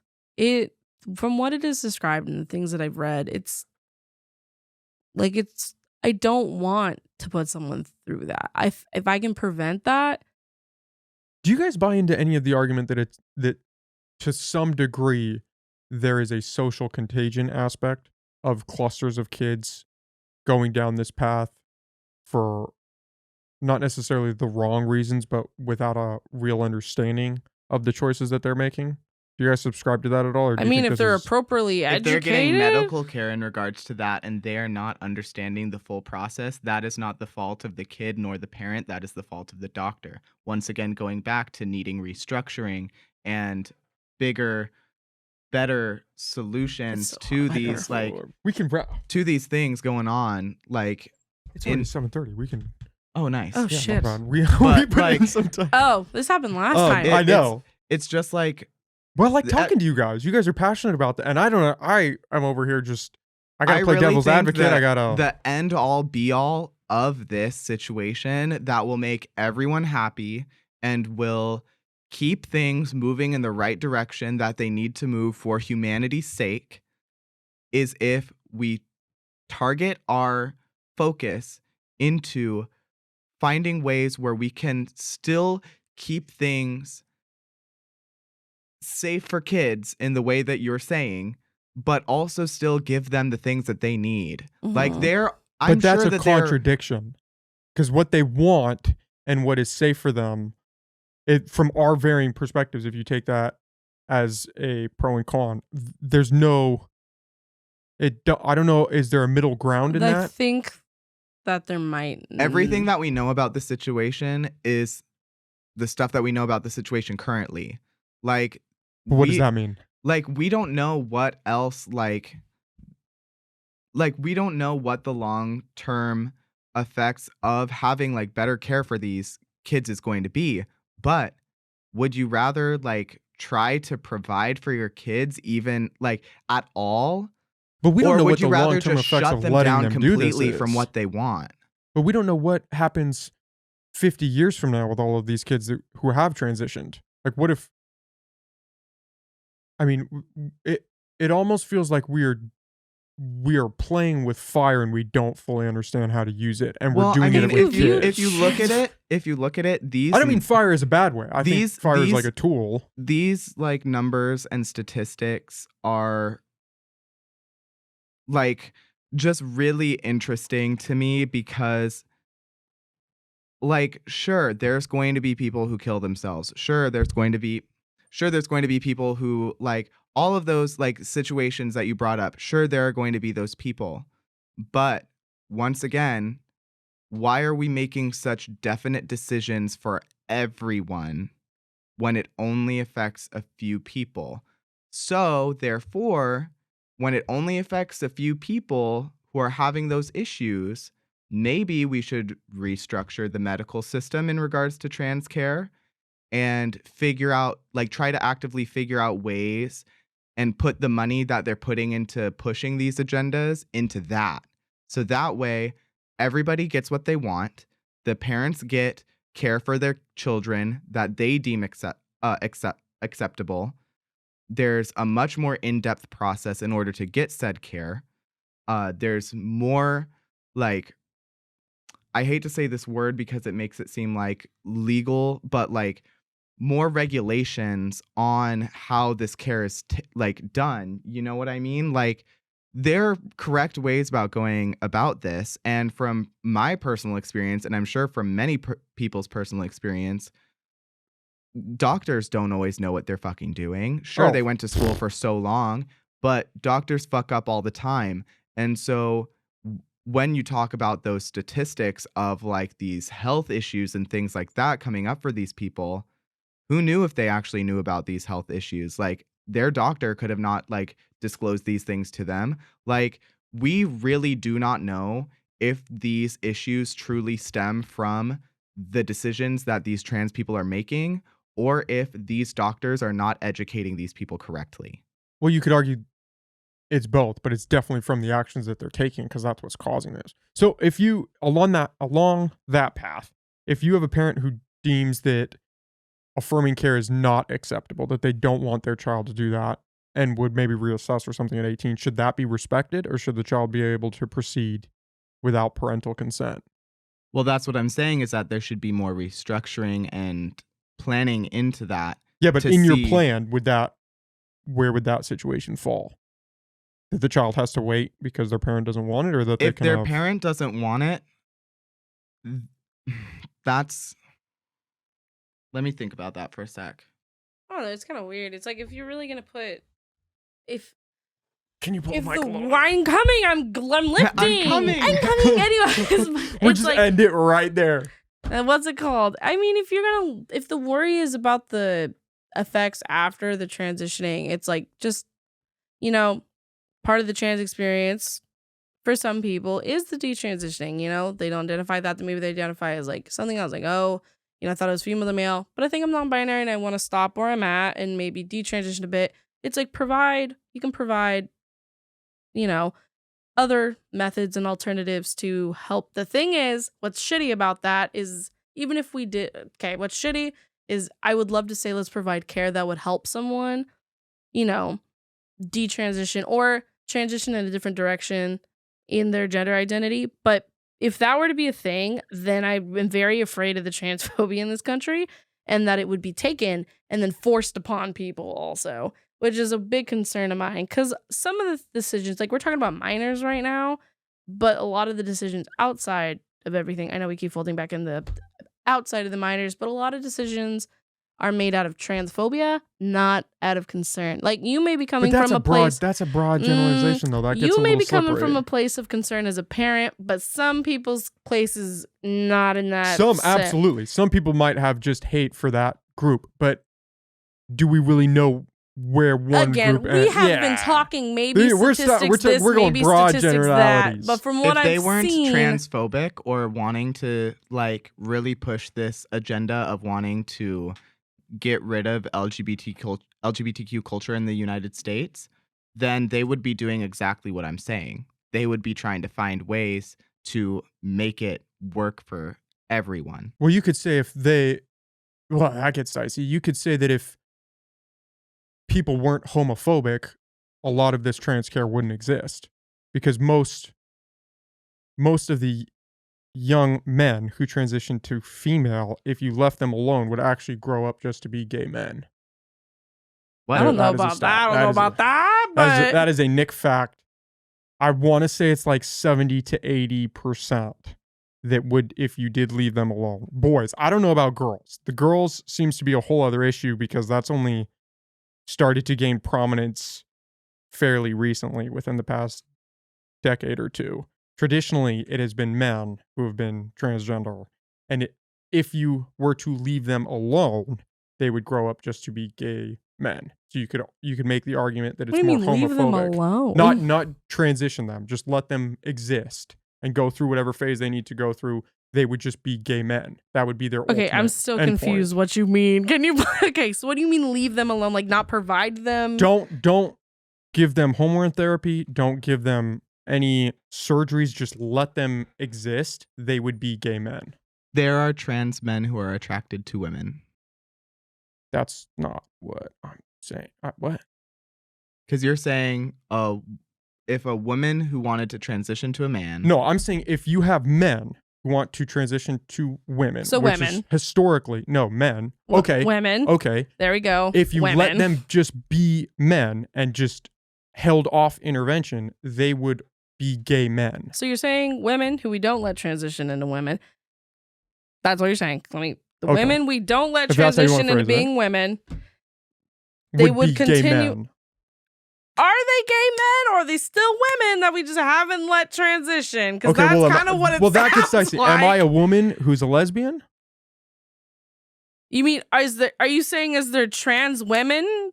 Okay, you're saying trans women I'm saying if that you we have, haven't let transition. if you have somebody that is born as a male, yes, and sex you is leave male. them alone, Yes, you just let them exist in society. okay, we're not leaving them alone. We're cutting them off from resources.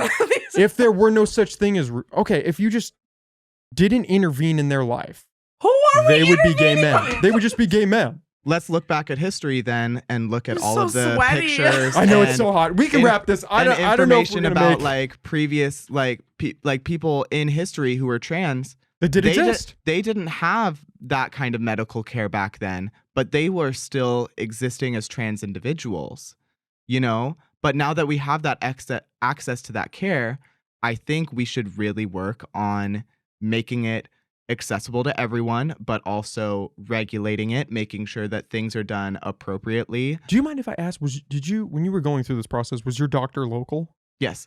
I would like to maybe reach out to them somehow to get like an expert in here to talk about some of this. Well, that would be great if I remembered what that doctor's name was. And Opportunity slips also, away. and also I know it's warm. We can wrap this. I don't know if they'd be down to do that anyways, but Okay. Well, guys, gals, everything in between who's listening, this has been, I appreciate talking with you guys. Sorry the room's so hot. We're still working on our AC setup. Is there even an AC This, set up well, in I have here, like honey? a little vent that is a work in progress, but it's a little toasty in here, so we can wrap this. I appreciate you guys for coming on. I always enjoy sitting down with you guys. So Yeah, you had us both this time. I know, lucky me. It was fun. I know the conversation got a little. It's a touchy topic, and it's a hard topic, and I think that's good. I mean, that's what I appreciate about you two, is that we can have this discussion and then walk away from it. It's not like anybody's crazy. Like, What the fuck does I that get to even tell. mean? I don't know, but like some people, you bring up a difficult conversation and they just shut down, or they like you can't talk to them about difficult conversations. I don't know if you guys have any of those people. I know people like that in my life. I think we're and it very just just sucks. heavy advocates, so any opportunity to be able to advocate on, Well, you guys are this. open. You guys aren't like, you're fine to talk about things. we're just very heavy advocates from, being in the queer community, LGBTQIA community. I think, I don't know if Skylar can second that or not, but yeah. Yeah. I mean, like, to be completely honest, I really fucking hate getting political. Before all of this shit started happening, I rarely, if ever, talked about anything political, especially in relation to like my drag and stuff, just because like I'm not a super political person. I hate politics. I hate everything that has to do with it. Every single form of it is corrupted in some way or another. And so now that it's gotten to the point where it's of course like so deeply affecting me, I have to kind of like stand up and speak about it. Which I don't mind doing at all, and I want to do that because I still want to be able to do what I want to do. But also like if you just look at everything without looking at the numbers, without looking at statistics, without anything of that, crime towards LGBTQ people is on the rise, and so are anti-LGBTQ bills. It would be kind of foolish to say that those two aren't correlated. Because it has Word. now gotten to the point, and this is an official thing, where there have been so many anti-LGBTQ bills that have been introduced in the United States that members of the LGBTQ community can flee the country and seek Refuge. refuge in another country because of it. I would have to. I'm not. You can familiar. read up I would on have to it. dig Look into it up that. because But it It is actually a is thing. my now. point of contention would be: are these bills anti-LGBTQ, Yes. or are they pro-parents? No, honey, who we're are not worried talking about their about. We're children. not talking See about that? So I specifically can't speak on this Yeah. because I don't know. So I Yeah. can neither confirm or deny what you just said. 'cause No, I- that's what we're saying though. Is it's just like, I mean, this is like one nugget of a whole thing that is becoming a massive like issue. And the thing is, it's like I speak on the behalf of like the youth that I have worked with and everything else, and like I've seen harm that can be done when things aren't accessible, when families don't accept, and people look at me like family because I do accept them and I'm there to support them to the best of my ability that I can. And I can't be okay. And the thing is, trans lives and people who are trans, it shouldn't be political. I don't feel like medical care for trans people should be political, personally. And that will always be my thing. And that's where we may we don't agree. But it's not someone's life and how they live their life like that, which is their quality of life and their identity, like who they are, isn't politics to me. It's someone's entire ass fucking life. So, and like I said, we may not agree. And it's not that I'm not seeing where you're at. We just don't agree. And again, it sucks because we don't have the numbers. And I feel like you're wrong. And I care. I feel like you're wrong. And I'm just going to say that. But, until we get, if I got one, maybe in a year, we'll come back and I'll have like a full spreadsheet of statistics and we can hash it out then. But I mean, for until then, I will continue to advocate for the youth that I have worked with, the youth that are, they identify as trans and want to go down whatever processes that they want to go down. If it turned out that I was not wrong, would that cause concern for you? We'll or would see you be... when we get there. If we get there. So. But to summarize, there's a lot to summarize. That was a fucking journey. We did 2 hours worth of summary. There's a lot. Kids matter. Kids are important. Kids are the future. We want to protect them at all costs, and I agree with that. Also, we should be trying to provide for our kids in the best of our abilities.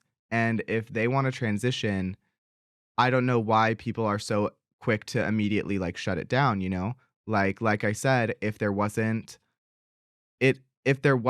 such an attack on LGBTQ people right now, they would absolutely not be going down the route that they are right now. They would. But be I think trying that's to. why we are where we are, is because the pendulum has swung so far to one side that now the pushback is so extreme. And Yeah, then but it'll it swing doesn't back have to be again. that way. So what I'm saying is that as long as we try to like really fight for, rather than banning all these things for kids or for whoever, rather we put that effort into education and moving forward with how these things could be, because like when cigarettes came out, they thought that was the best thing for you, and then years and years later they discovered that it's actually the worst thing. Science changes. Well, they knew. They just pushed it because Well, a lot They're of greedy cigarette fucks. countries paid a Well, lot of money. Yeah, they In knew. that case, they didn't tell us though. So how are we supposed to know? What if that's with trans care right now? What Or they're if just you're not looking telling at us? it, they don't want to do trans care. Well, it because could be either corporations side of don't that want too, trans you care know? either. But Shit is crazy, guys. That's to summarize. The world is crazy, and we're To just put in it here doing a fucking podcast. simply, mind your business. Just live your life. Word. Amen. Okay, I think we can end on that. Do you guys want to plug anything? I don't know if you guys ever plug. Follow me on Instagram, ultra.pain. Yeah. And then we also have a show coming up. Tell us about that, Felix. No, not with this man's demographic. Oh, I'm not shit. Okay, doing never that. mind. Whoa, what is that? I have a Listen, very okay, broad listen, audience. I've seen. Oh, really? Yeah, I've had Kaylin Rivera on. I've had local politicians on. I didn't mean to just name drop Kaylin, but that because in reference to what we're talking about, I've had a wide berth. I think my audience is pretty receptive to. I've Most just seen the things. reaction to my past video, so for me, I'm like, ooh, this A may little not be the jaded. demo. That was very Yours jaded. blew up a little bit. That was a lot of Yours fat blew up a little phobia bit. in one video for me. Yours blew. You can't read the comments. That's what I tell everybody. Don't read the comments. No, I looked and I was like, damn shit. I know I'm a fat bitch, but like, fuck. But I was also, like, as a creator who has these people on their podcasts and things like that, if you're going to have them on there, you should support them to the fullest and not enable those things to be on there. yeah. I can't censor. I can't. You can That's- delete them. No, that's part of censoring. They shit on me too. I get shit on all the time, and I leave that up. And it's because You get shit on? yeah, but I just For don't read what? the comments. I don't know. I don't read the comments. Oh, Which valid. that's the moral of the story. You have to let free speech exist, but your choice to consume that is yeah, yours. in a Don't weird consume the fucked up way. negativity. They're But not real. also, Nobody's coming up to if me in real you- life. If you own the social media account, it is yours and therefore a private entity. So therefore, you can decide what you want to do for it. So therefore, free speech does not fall under that. For me, it does. That's Oh, just okay. a, Well, that's if a, it does that's for a you, difference of then- opinion then. I'm free speech till I die. I gotta leave it. If I start censoring, then where do I draw the line? I would be Okay. deleting everything. So I gotta. Me personally, We're definitely not going to agree with this, and we would be talking about it for like This would be another another hour. Yeah. this will But- be our part 2. We'll get it. We'll get you both back in here. We'll do a part 2 on censorship. Yeah, what's it called? But Flex, the letter O, Flex _ Felix. You can follow me on there on Instagram. Yeah, I don't do sex work anymore because that. Just had to clarify. Yeah, I don't do sex work anymore. It just takes up way too much fucking time, dude. OnlyFans, And I hate wow. And they hate kids. I support my the drag nieces and nephews I got. So you can follow There me you on go. Instagram. So to all the gays out there, we see you. Also, I It's want to say this on a really light note. Like, the world's fucking dark right now, you guys. Smile, laugh, be happy, do something that makes someone feel good. If it's not yourself, then make someone else feel good, Bring someone because Starbucks. the littlest thing can like completely change someone's life. Yeah. I've experienced that myself, and I've just started walking down that route of trying to be a positive, happier, more optimistic person. And I highly recommend it to everybody because I feel like everybody would be so much happier if they were happier. You know what I mean? Be nice. Yeah. Like that is the key to happiness. Just be nice. Yeah. Okay. Remember, Thanks, guys. Yeah. We're out.